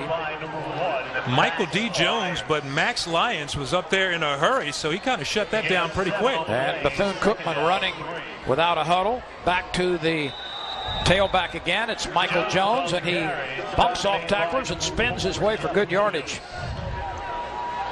He's 5'11", 197 pounds, a senior, did not play last year because of an injury he had in preseason. He's out of Sarasota, Florida. First and 10 at the 41. 2 running plays have worked for Jones and company. He'll try it again. He picks his way, and with a patient run, finds his way for 5 or 6. This is very interesting because it's a halftime adjustment. I mean, they look to throw the ball first and run secondly in the first half, but it's just the opposite here in the second half. And the tempo is very high with no huddle. Brim with a player hanging on him, throws it away, and we've got a penalty marker now down at the 50-yard line. One thrown by officials on either sideline. So we'll see if they spotted the same infraction. There are flags down at midfield.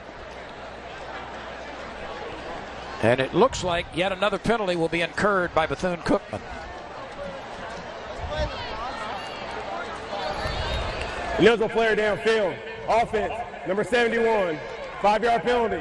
Main second down. Philip Norman, the right tackle, was ineligibly downfield. That's the second time that Bethune-Cookman has been called for an ineligible receiver. And once again, the Lions had a lot of pressure up front. I mean, he held on to that ball. Fred Brown was right in his face before he cut it loose. Brim is looking, fires the short slant, and misses Davis. Davis can be a very effective receiver on that type of a route because he's got breakaway speed when he catches it. He's got breakaway speed, and I think we mentioned before, Coach Roberts was talking about all 3 of their receivers are threats to go deep on you. You know, Jawill Davis has been outstanding in this game, but the other 2 guys are very good also. They don't have to catch the ball 30 yards downfield to turn it into a 40-yard gain. They really don't. We saw that earlier in the game with Kevon Mitchell. Caught a little short pass out of the backfield, turned it into a huge game. Brim on 3rd and 10. He's pressured. He's hit. It's a loose football. It is still loose, and it appears that Bethune-Cookman may have got it, but it rolls loose again, and the Lions are on it. An extended fumble eventually recovered by Southeastern Louisiana. Let's take a look because I think Sione Tahima was the guy that got there.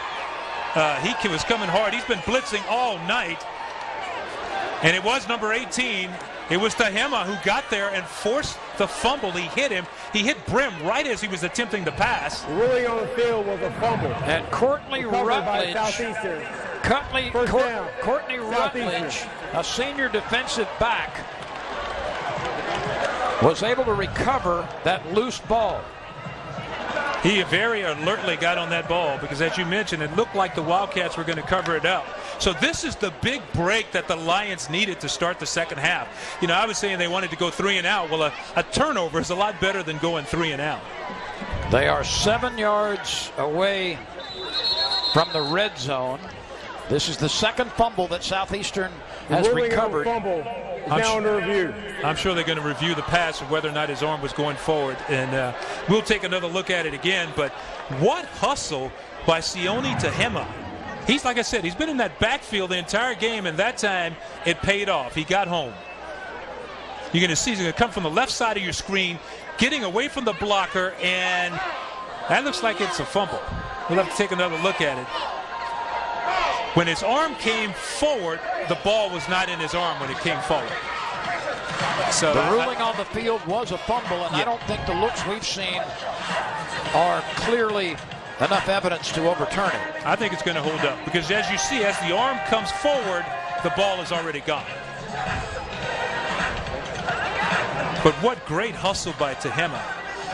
I mean, that guy has a motor that just doesn't shut off. I mean, he's been running the entire game.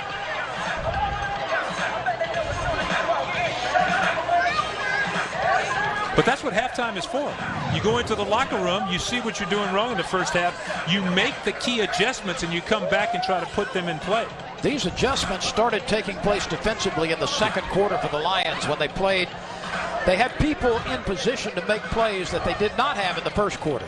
And you could see it out on the field. Wide receivers that were 5 yards open, all of a sudden they were double covered. They were making the right calls defensively.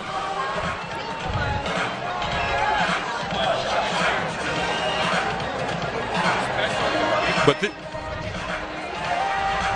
it appears that this fumble will be confirmed, and the Lions should have the ball at the 27-yard line. What a huge break to start the second half. I mean, they haven't gotten a touchdown on the board yet, but Coach Roberts has been, going for the three-pointers. I mean, now it's going to pay off if they can take this one and stick it in the end zone. We kept talking about how many times they had penetrated down deep, but you have to come away with some points, and that's what they did. The ruling on the field of a fumble is confirmed. First down, Southeastern from the 27-yard line. Last week at the University of Louisiana Lafayette, an FBS opponent, this offense generated 48 points. Tonight against Bethune-Cookman, it's been held out of touchdown territory and been limited to 9. Southeastern can do something about that right now. Great hustle again by Courtney Rutledge, getting over there to recover that fumble. This is Bethea. He's got good yardage. In fact, he's got enough for a first down on an up-the-gut run on first down. Len, that's one of those plays where they're just going to say, we're going to go man on man, and we're going to see if ours is a lot better than yours, is what we're going to do, and that's what they did. Good surge on that offensive line, and he picked up a big gain. A gain to the 14 in the red zone. Bethea bounces it outside across the 10. He's down to the 6-yard line. He's going to be a couple of yards short, I believe, but a very good run on first down again. 2 consecutive running plays and 2 big yards. That's going to set him up inside the 10 at that end. I don't know about you, but I mean, I'd keep running it until they stopped.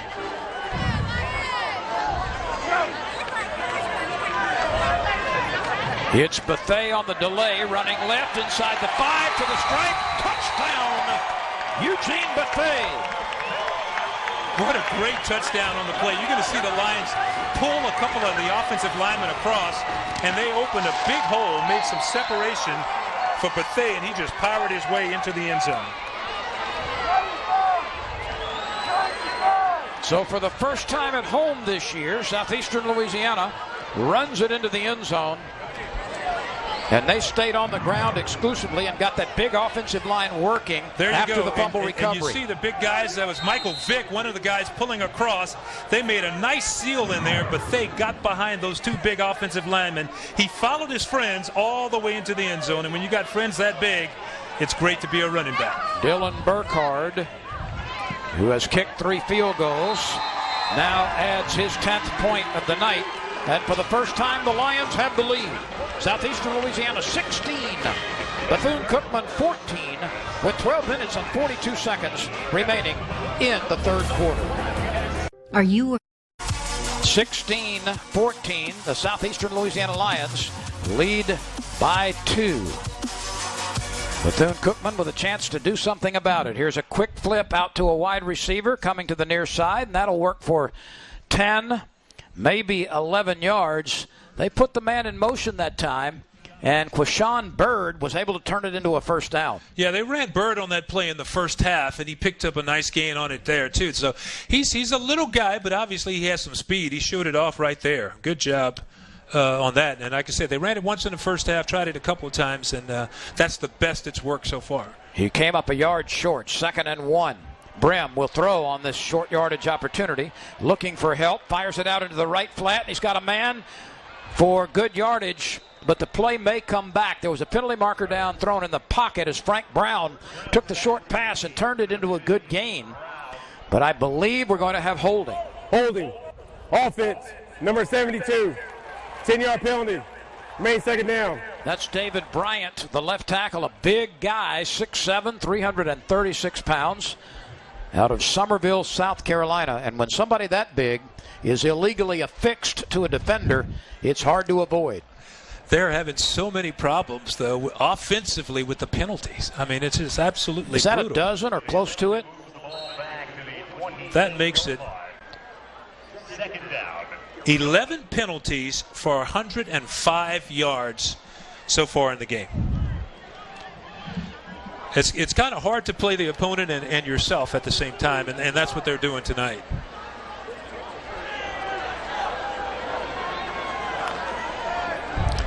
Brim retreats on 2nd and 11, looking, and he'll keep it.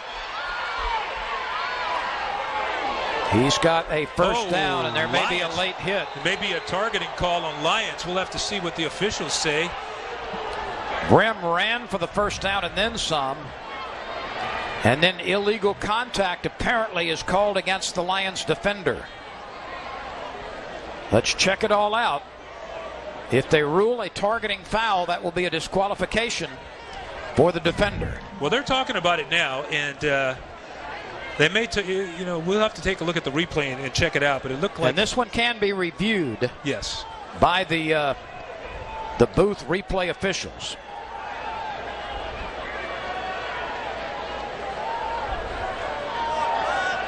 So this may take some time now. I tell you what, that's a valuable guy to that Southeastern defense.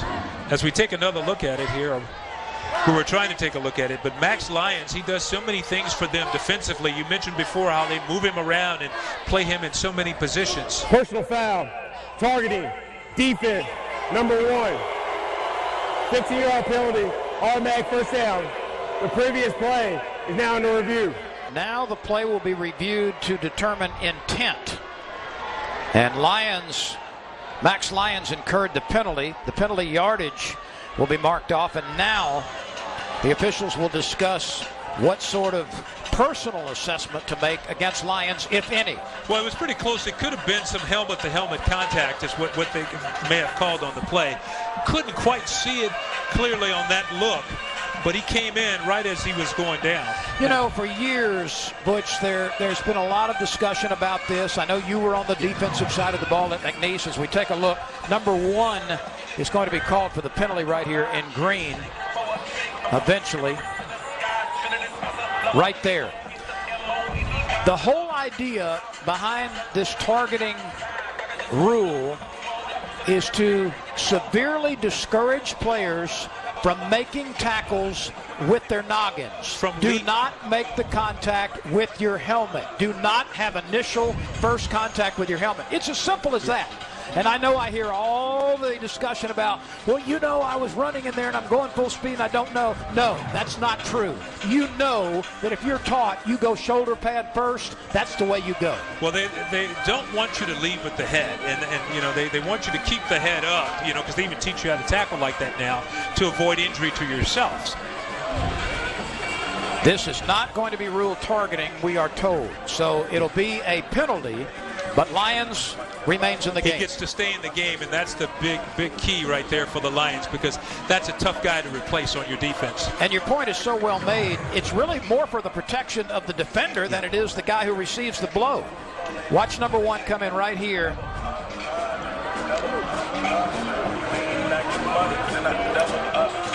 Yeah, you can see Max. He did dip that shoulder in there, and then when you're going down and the ball carrier's going down, and sometimes it's inadvertent, and I think that's what the officials contact are. Essentially on a defenseless player. Yeah. I mean, he was already falling to the ground. But I agree with that. That was not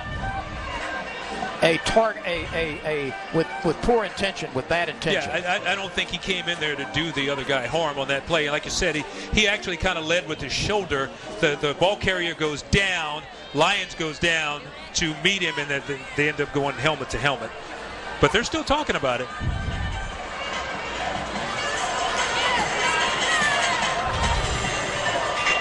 The ball is placed at the 38-yard line. That will be the line of scrimmage, no matter what is decided here on a potential intent on the targeting.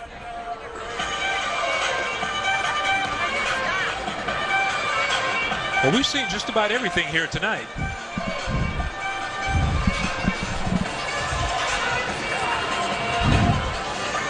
Now, they keep notes on all this stuff because there is a progression in the penalty should that same player be assessed the same foul.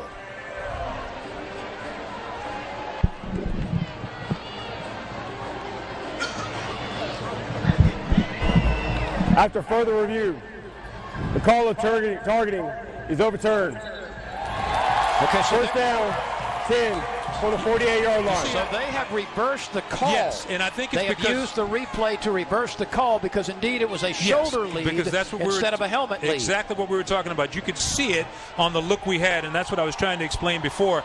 It would look pretty clearly to me that he was leading with his shoulder, but you had the ball carrier going down, he was going down, and all of a sudden those angles change, and the helmet-to-helmet becomes an incidental contact.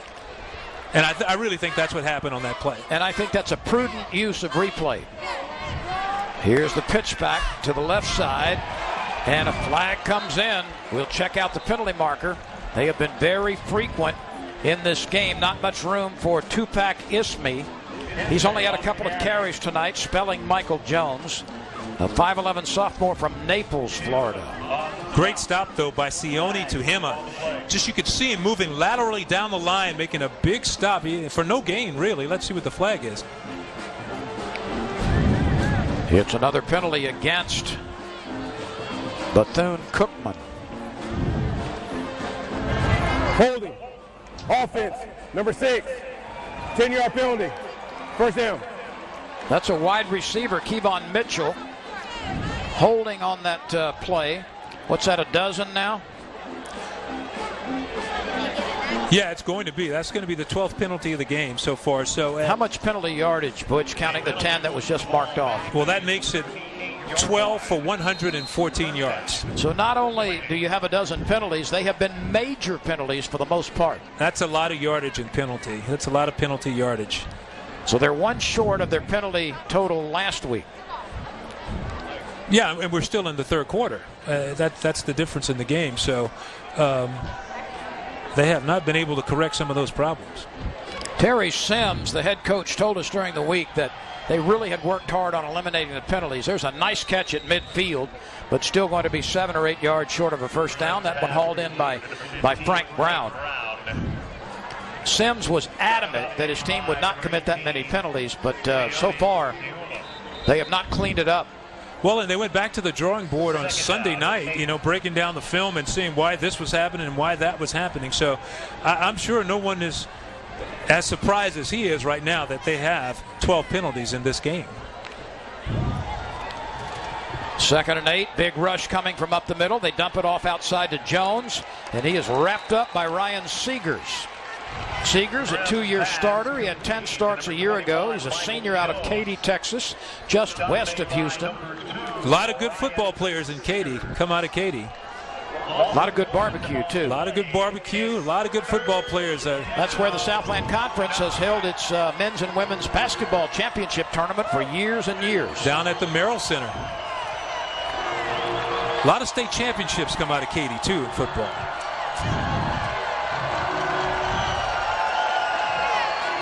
Third down and 9. The line to make is the 42. And we've got a stoppage here.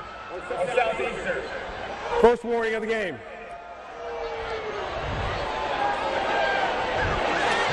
So a sideline warning of some sort.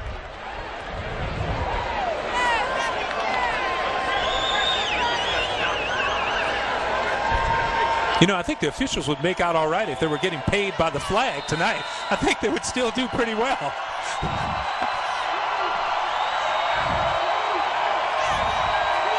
Grimm is lonely in the backfield.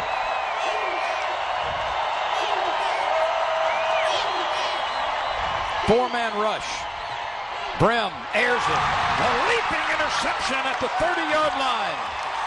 Maori Ellison, who we were told is the best cover corner for Southeastern Louisiana, and he was brilliant in that defense, making the interception. Oh, he was. And they tell you don't put your eyes in the backfield, but he did on that play. He turned his head at the exact right time and came up with that nice leaping interception. Let's take a break right here. 2:07 to go in the third quarter. Southeastern 16, the Wildcats 14. We'll stay with the action as we've got 127 seconds left in the third quarter, and Southeastern quickly puts its offense on the field. Well, the Southeastern defense is definitely setting the tone here in the second half. Second turnover, and they have a blocked field goal. So a fumble recovery, an interception, and a blocked field goal. Isom hands it off inside for about 4 or 5.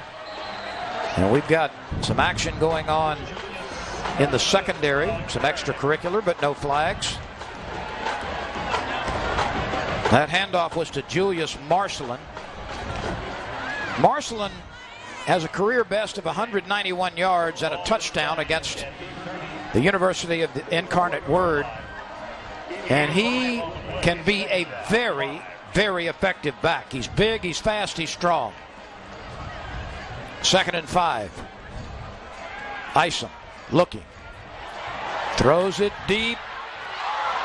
It is intercepted. A leaping catch near the 30-yard line. An acrobatic grab. That one picked off. A sensational. Looked like it was number 7, Elliott Miller. And I tell you what, he had fine coverage on that play. There was a little contact right when they tried to turn upfield. And Isom actually tried to get some air under that one. He tried to drop it in there, but Miller had great position and made the interception. Elliott Miller is to the secondary of Bethune-Cookman what Maori Ellison is to Southeastern Louisiana. Both of them clearly, we are told by their coaches, the best cover corners on their team. That is very nicely done as Miller turns into a receiver, lays out and hauls it in. That pass may have been a little overthrown, but what a great play by Miller. 80 seconds are left in the third quarter. The Lions have a 2-point lead in Hammond. Available. Order now. This is the first time that Bethune-Cookman has ever played a Southland Conference school. And this game is tighter than tree bark right now. The Lions lead 16-14 over the Wildcats. Bethune-Cookman owns the ball in the light uniforms, and they'll send their big guy up the middle for a nice run. On first down, a run of about 10. That last pass by the Lions surprised me a little bit. I thought they might work on the clock a little bit more and try to chew up a little bit of it away, but I think the whole intent was to surprise the Wildcats on that. Jamaris Tompkins, who hasn't been used much, ran for 10 on that. They try it again, and he is knocked down, and there is the defender of the hour once again for Southeastern Louisiana, Sione Tahuma. Sione Tahuma, and he has played an outstanding game tonight. But he did that one with authority. He got in the backfield and made that slam with a lot of authority. That was a thumper. Half a minute to go. Third quarter. Southeastern Louisiana was held to 3 field goals in 3 trips to the red zone in the first half. They have a touchdown to take the lead in the third quarter. Brim fires it again. Oh, he's been on target so many times. Kevon Mitchell on the receiving end. That's a ball in flight for about 30 yards and shot out there like a stream of milk. Well, imagine yourself being a defensive back, and you turn your head for a second, and it's like it's right in there. I mean, he's got like some he velocity cracks a with bullwhip. Oh, he does. I mean, that's incredible. First down at the 40.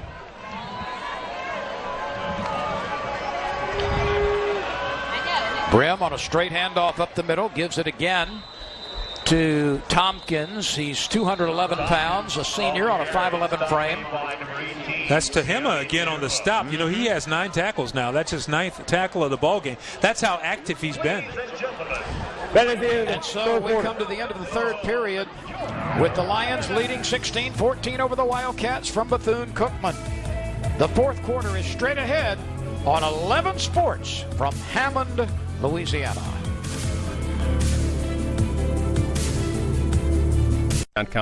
Order now. It's week 2 of the college football season, and one of these teams will leave Hammond with a victory tonight, their first of the year. Both teams fell last week on the road at the hands of BCS opponents. Bethune-Cookman lost to Miami, and Southeastern Louisiana came ever so close to upsetting the University of Louisiana Lafayette. Another tackle in the backfield as Southeastern Louisiana's defense is starting to assert itself. Tompkins had nowhere to go. He ran into double-team trouble. Boy, it was just a matter of whether or not Cherry was going to take the handoff. He got in the backfield that quick that Brim turned around, and I'm not sure he knew who to hand the ball to. That was redshirt freshman Ron Cherry, a defensive end out of Lake Charles. He's a big guy, too, a 6'2", 310-pounder. He's listed as a freshman, so he's still got some growing to do. A big loss, bringing up 3rd and 11, 14:20 to play. Brown limps off as a wide receiver, and they did not get the play clock, the playoff in time.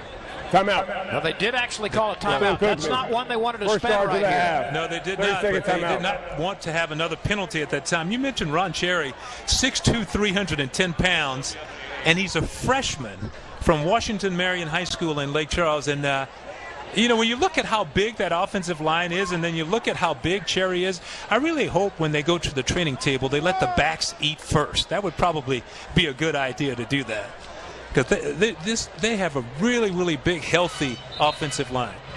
Well, let's take a look at some standings.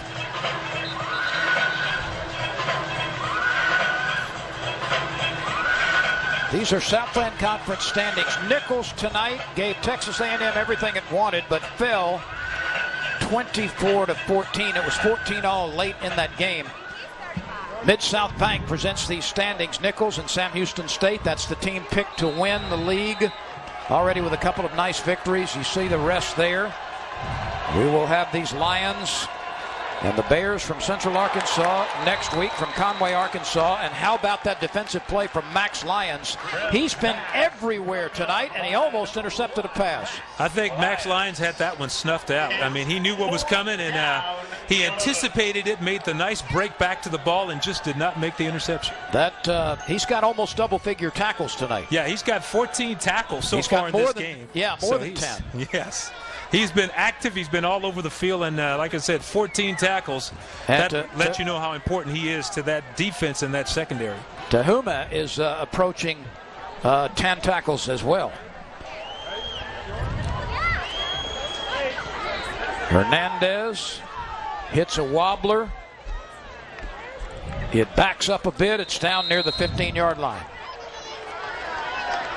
14 minutes are left in this game. Southeastern Louisiana will have the football at its own 16 when we return. Timeout. Media. So quick. We have returned to play in Hammond, Louisiana. The Lions have a 2-point lead. They go on the ground from their own 16 with the first down run, and not a lot is available on that play.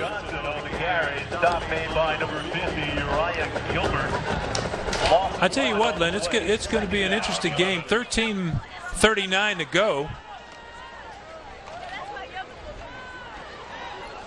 This one is wrapped up not far ahead of the line of scrimmage as well. 2 running plays, not much going for the Lions with a 2-point lead. We congratulate our Southland classroom champion from Southeastern Louisiana, Travis Romero Sr., offensive lineman, a 3.06 GPA. He's already graduated. He earned a bachelor's degree last December, 3 times a member of the Southland Conference Honor Roll, and also a contributor with great service in community service hours.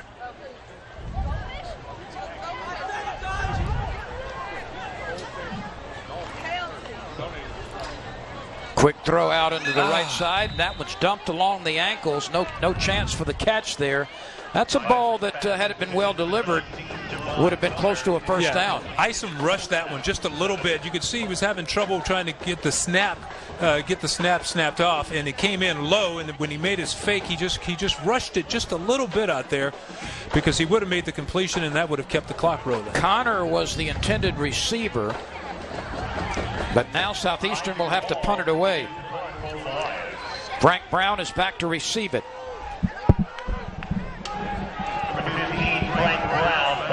Ivy Wall has been a very good kicker tonight, averaging 47 yards on 3 kicks. And this one is bouncing around and goes out of bounds on the southeastern side of midfield.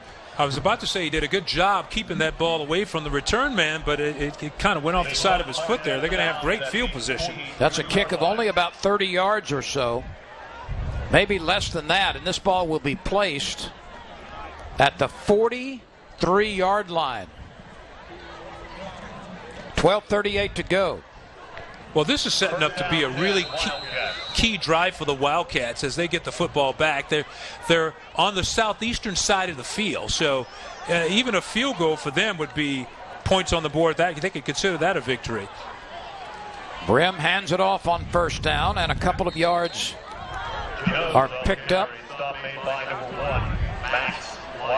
Lions got in on that tackle again, his 15th of the game. Brim has thrown the ball 30 times. He's completed 19, 1 interception and 1 touchdown. Michael Jones is the leading rusher with 59 yards on 11 carries.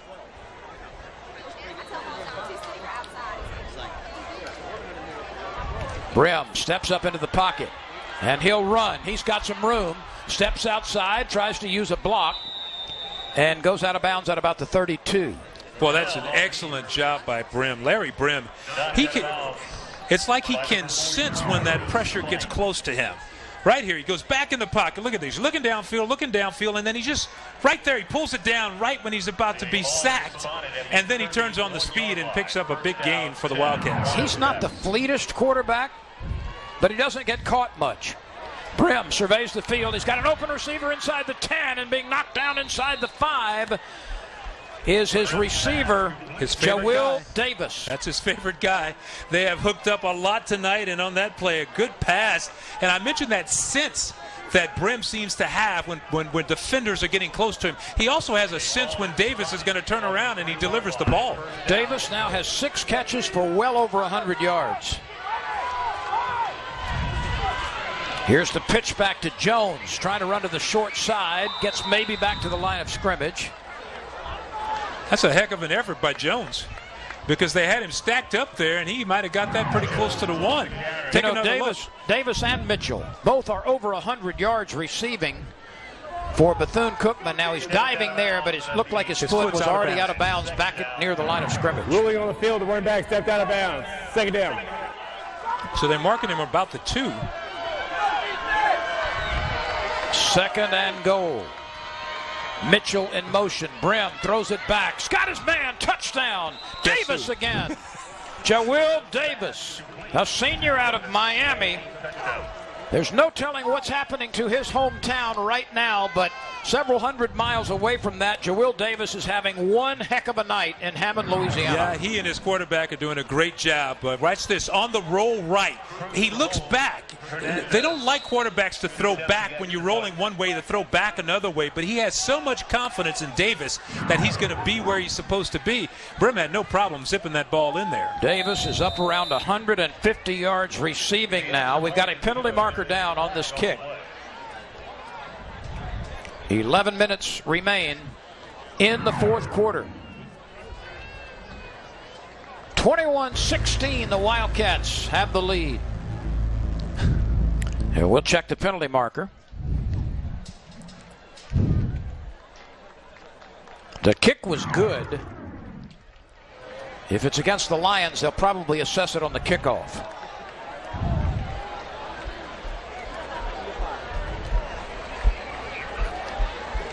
They're going to give the option, though, to Bethune-Cookman. That's what this conversation is about, it appears. Well, it's 21-16, so, I mean, I don't... That's if this kick stands. If it stands. And I don't think Bethune-Cookman is going to try for a two-point conversion.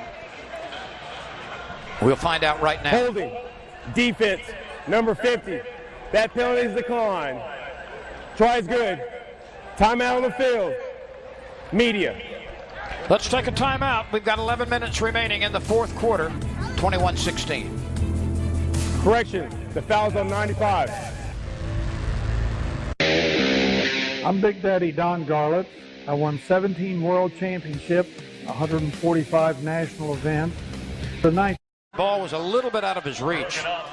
We'll give the Lions a lot of credit. They read slant on the play, and Mosley was one of the guys there, and they converged on the ball in a hurry.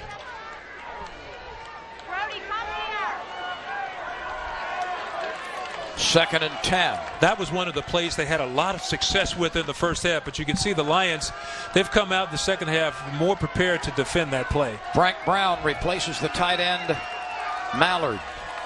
Brim looking, steps up, fires. He's got a man inside the 10, a catch near the 5-yard line.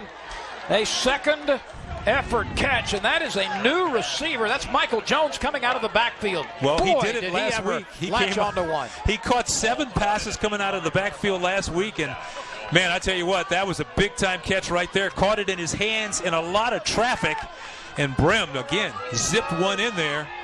He had a little window, and what a catch right there by Jones. First and goal from just outside the 5 with 7:05 to go in the fourth quarter in Hammond. The Wildcats are banging on the door again. Can they take the lead with this drive? Brim hands it off to Jones, or rather Brim keeps it, goes left, and then draws traffic. That was very well defended. Southeastern had the left side covered, and it had the right side covered on the quarterback keeper. Well, they call that assignment football, and everybody stayed home, and they all played their assignments. Brim ran that zone read as good as you could run it, but the Lions stayed home, and they made a tackle. That's why it was a short gain on the play. That's intelligent football, because if you give it up on that play, the quarterback goes right around you for the score. And he's been doing a fine job tonight running that zone read, but that time everybody stuck with their assignment, and it was really good defense by the Lions. There is another penalty marker down. Illegal shift. Offense, number 17 and 83. 5-yard penalty. Made first down. So that moves the ball back to outside the 10-yard line where it's first and goal. Yet another penalty for Bethune-Cookman. You know, and this is the time of the game where you're going to get mental mistakes because you're tired and you've been on the field a long time. But, you know, somehow they've had penalties the whole game. Brim is calling for the football. He is scrambling to his right. He looks, he throws, incomplete, down near the goal line. It was thrown wide. The receiver got his hands on it, but I don't think he had a chance to catch it in bounds. That was Michael Jones again. Jones was out there open, but I tell you what, that was Gianni on a jailbreak. I mean, he came in there almost untouched, and Brim slid a little bit to his right, got away from the pressure, and was able to unload the ball for the incomplete pass. Bethune-Cookman had 13 penalties a week ago. They've got 13 tonight for 120 yards in assessment. Second and goal from outside the 10. Brim hands it off to Michael Jones. Michael Jones near the stripe. Michael Jones knocked down. Now it is a touchdown. Jones got down there. The far side official made the signal for the touchdown, and what a run by Michael Jones. He was very close to the goal line. Really good job once he got inside there. Put the head down. The touchdown. Put his head down, not unlike the last one, and extended the ball a little bit. You see Jones right here, takes it inside. The defense they lost him for just a second, and he got near the goal line, and as you can see, it's going to be very close. He might be ruled just short again. We'll have to see from this angle. If this touchdown stands, it will be the second of the night for Michael Jones. Under review. That's going to be very close. That's closer than the last one. I mean, great surge by that offensive line. They got just enough of the defense. You could see right there all those big guys up front.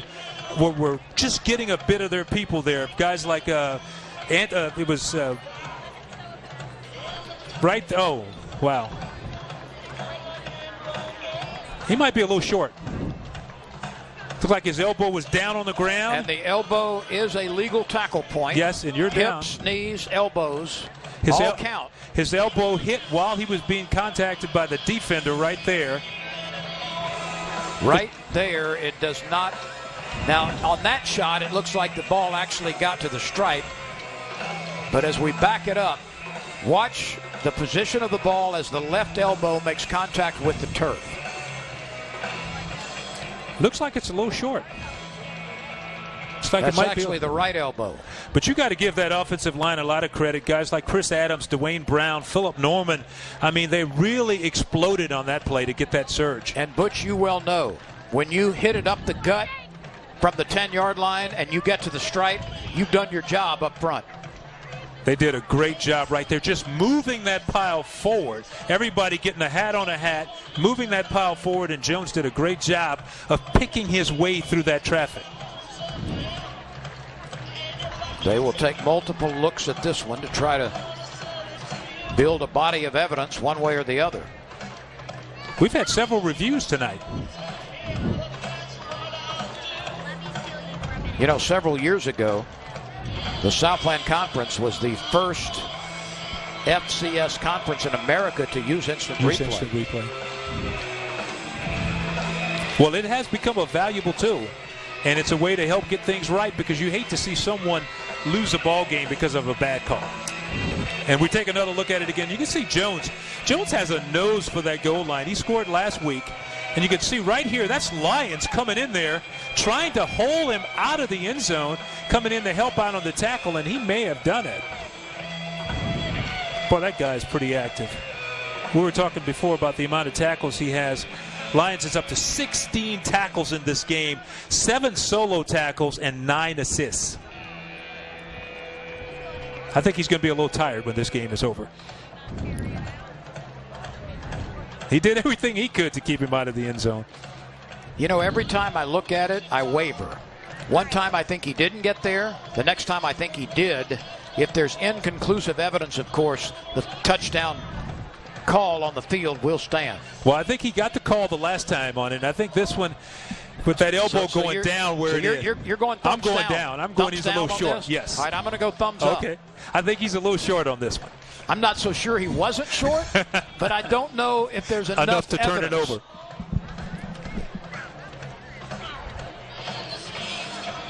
I think they're going to look at that elbow and mark it down, but they're taking a lot of looks there. Here's another one from up top, so maybe you can see whether or not he got it. What we can't see there is his knee.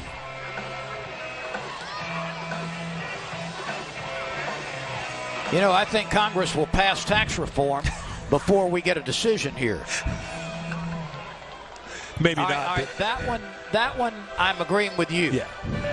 That the elbow is down and the does ball not look like is the ball is there. Did not cross the plane when the elbow is on the ground. That one I'm giving thumbs down. Yeah. So I guess it depends on which replay they're looking at. Well, they'll look at everything. It's difficult to tell there where the point of the ball is. But the one that preceded that, the replay we saw preceding this one, I'm with you.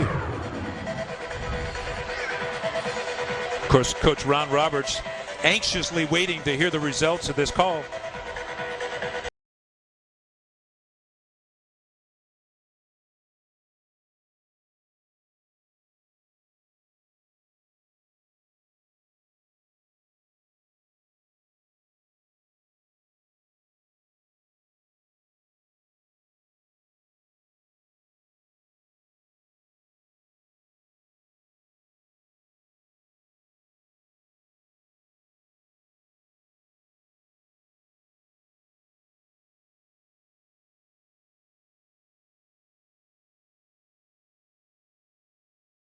Or re-examining this. We got 6:20 to go in the game, so this is a huge call. If it is marked short, it's only going to be by inches.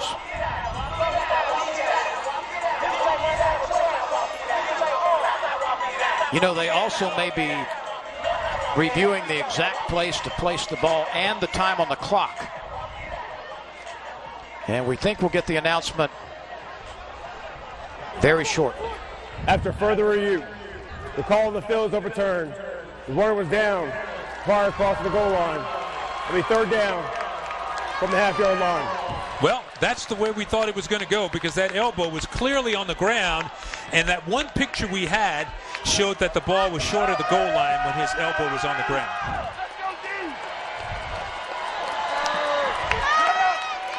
So that's going to bring up a third down.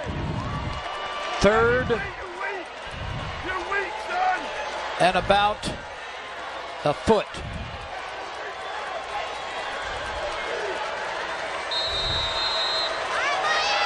Everybody stacked in tight. Somebody moved up front. It's a matter of whether the defense jumped, but it looks they're celebrating, so it looks like the offense may have moved. Well, a penalty against the offense is much more costly than a penalty against the defense when the ball is that close to the goal line. All right, so right here, the officials, who saw what and when.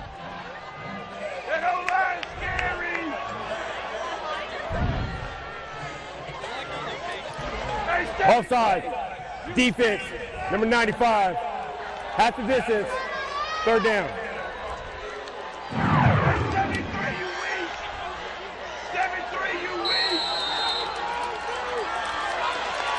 That might have been a little movement on the offensive line, but the officials didn't see it. Back to live action. They have not yet signaled anything. Now a touchdown for Bethune-Cookman. Kind of a delayed call there, but the official now he signals touchdown. So, boy, I tell you what, we've had a lot on this drive. You weak, son! You weak, 73! You weak! So Bethune-Cookman from inches away powers the ball to the end zone. Get your weight up! Looks like they're going with the quarterback sneak. Number 4 goes over the top. That's as Jeff Williams went over the top for the Lions, but he couldn't get enough penetration to slow him down, and they pushed him in there. That's that big power formation where you get a bunch of people behind you. You got a bunch of big guys in front. Hernandez. He drilled it. Adds the extra point, and we've got a 5-point game. Bethune-Cookman retakes the lead with 6:04 to go. 28-23. Hang on, everybody. We've got an exciting finish coming. Timeout. There's always nightlife in South Louisiana. We show you some scenes from New Orleans last night, less than an hour's drive away from Hammond, Louisiana, just across Lake Pontchartrain. And we've got entertainment here tonight as the Wildcats have a 5-point lead. The kick taken by one of the upbacks, and this will be good starting position for Southeastern Louisiana. That kick was caught short, and a minimal return by Lee Spite, the linebacker, but he held on to the football. And the Lions, who trail by 2, will have the ball out beyond their own 35-yard line. They'll mark it near the 37. That was a very interesting strategy by Coach Terry Sims right there from Bethune-Cookman. And what he was doing right there by doing that little pooch kick, that little short kick, he said, we'd rather give up the field position than take a chance that they may take another one 80 or 75 yards down the sideline. Joanne Petit-Ferrer went 92 yards or so with the last kickoff to the end zone. The offense for the Lions has the ball at its own 37. First down. Less than 6 minutes to go. Isom hands it off. Not much there. Isom is going to have to throw the ball, it appears, with some effectiveness in order for the Lions to consistently move the ball. You know, and we really can't say enough tonight about that defensive line for Bethune-Cookman tonight. Guys like Todney Evans, Kevin Thompson, Jamal Thomas, Deshaun Ray. I mean, those guys, the Lions ran the football extremely well last week for 343 yards. So they've done an outstanding job tonight. A fake to Bethea. There's a throw to the outside. It's caught, but minimal yardage. Dickey had run a little turnout pattern. The ball was well delivered, but he only gets a few yards out of it. Out to the 42. It'll be 3rd and 5, and this is a huge third down conversion. Let's see what the Lions are coming into this opportunity on third downs. They are 3 for 9. Dickey in motion. Isom looks, whips it. Got a man on a crossing pattern for a first down and some more. This is Niger Jackson. Niger Jackson just kind of hung back, delayed, made himself open on the crossing pattern, and Isom had time to throw. And that was a big-time play by Isom because he took his time. He was very patient back there, waited for him to start his route to get across the field. It was a crossing route. He was coming across. He took his time. He stuck it in there, put that ball right on the money for the first down. Give credit to the offensive line for protecting Isom. Isom hands off to Bethea, running right to midfield, maybe a yard past that before he is rejected.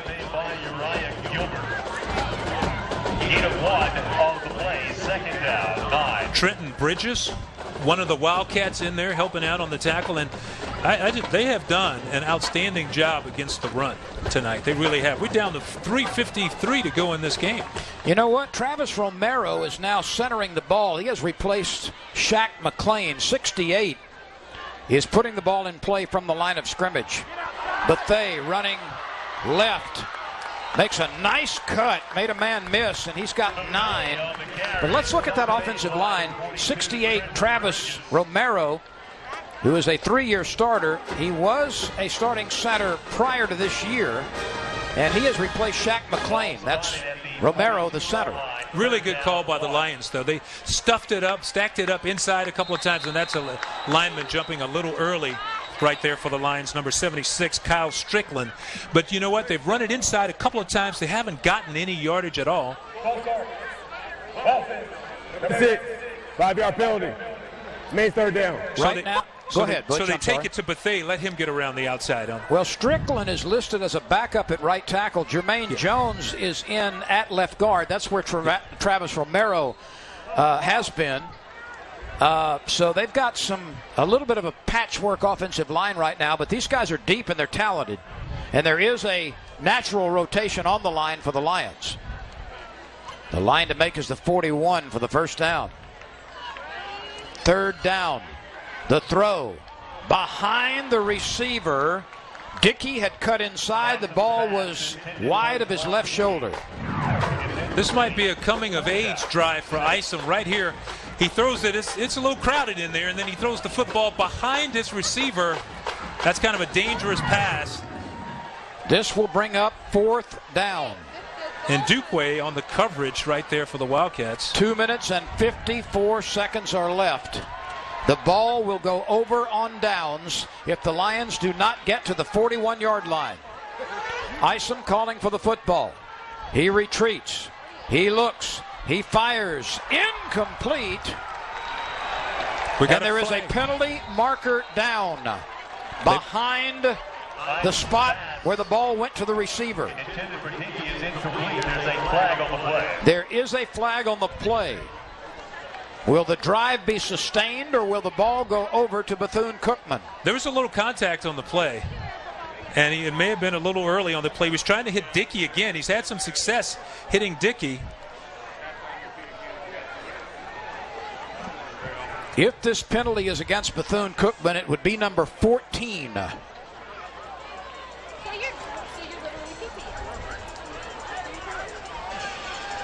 And right now they're looking in that direction. Let's see. Well, actually, they're talking to the Wildcats.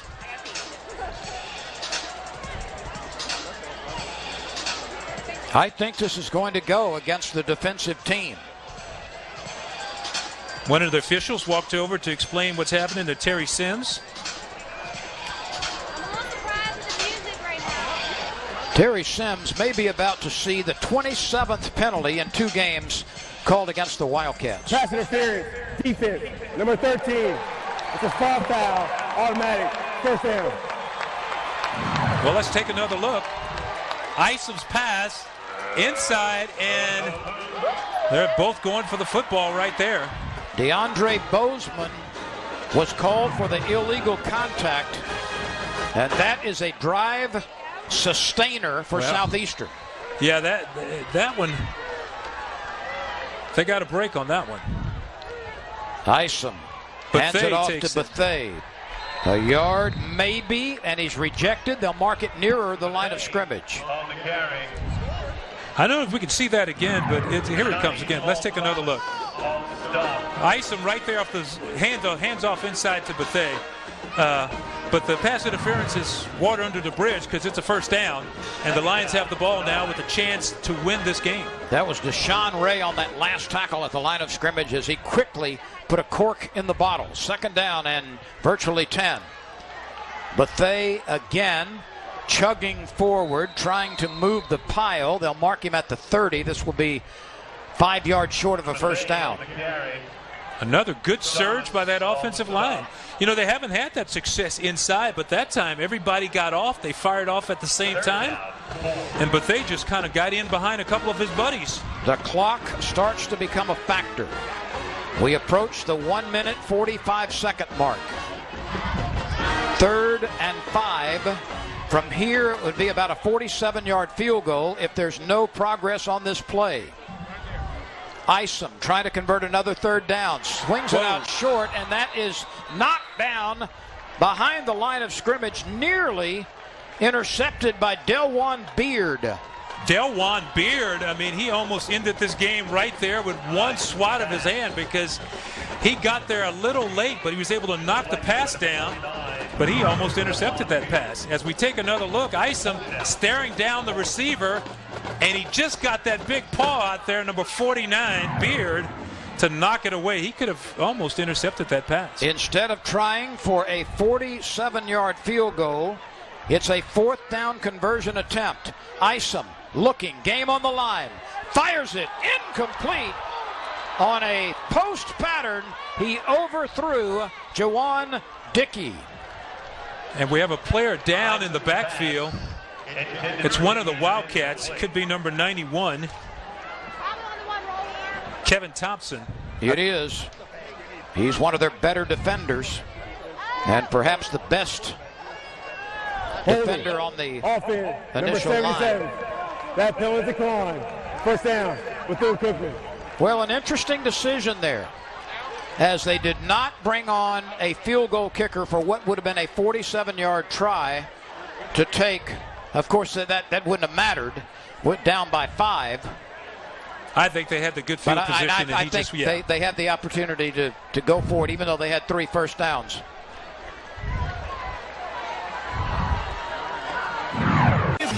And vicious knockout power, taking advantage of just a split-second opportunity.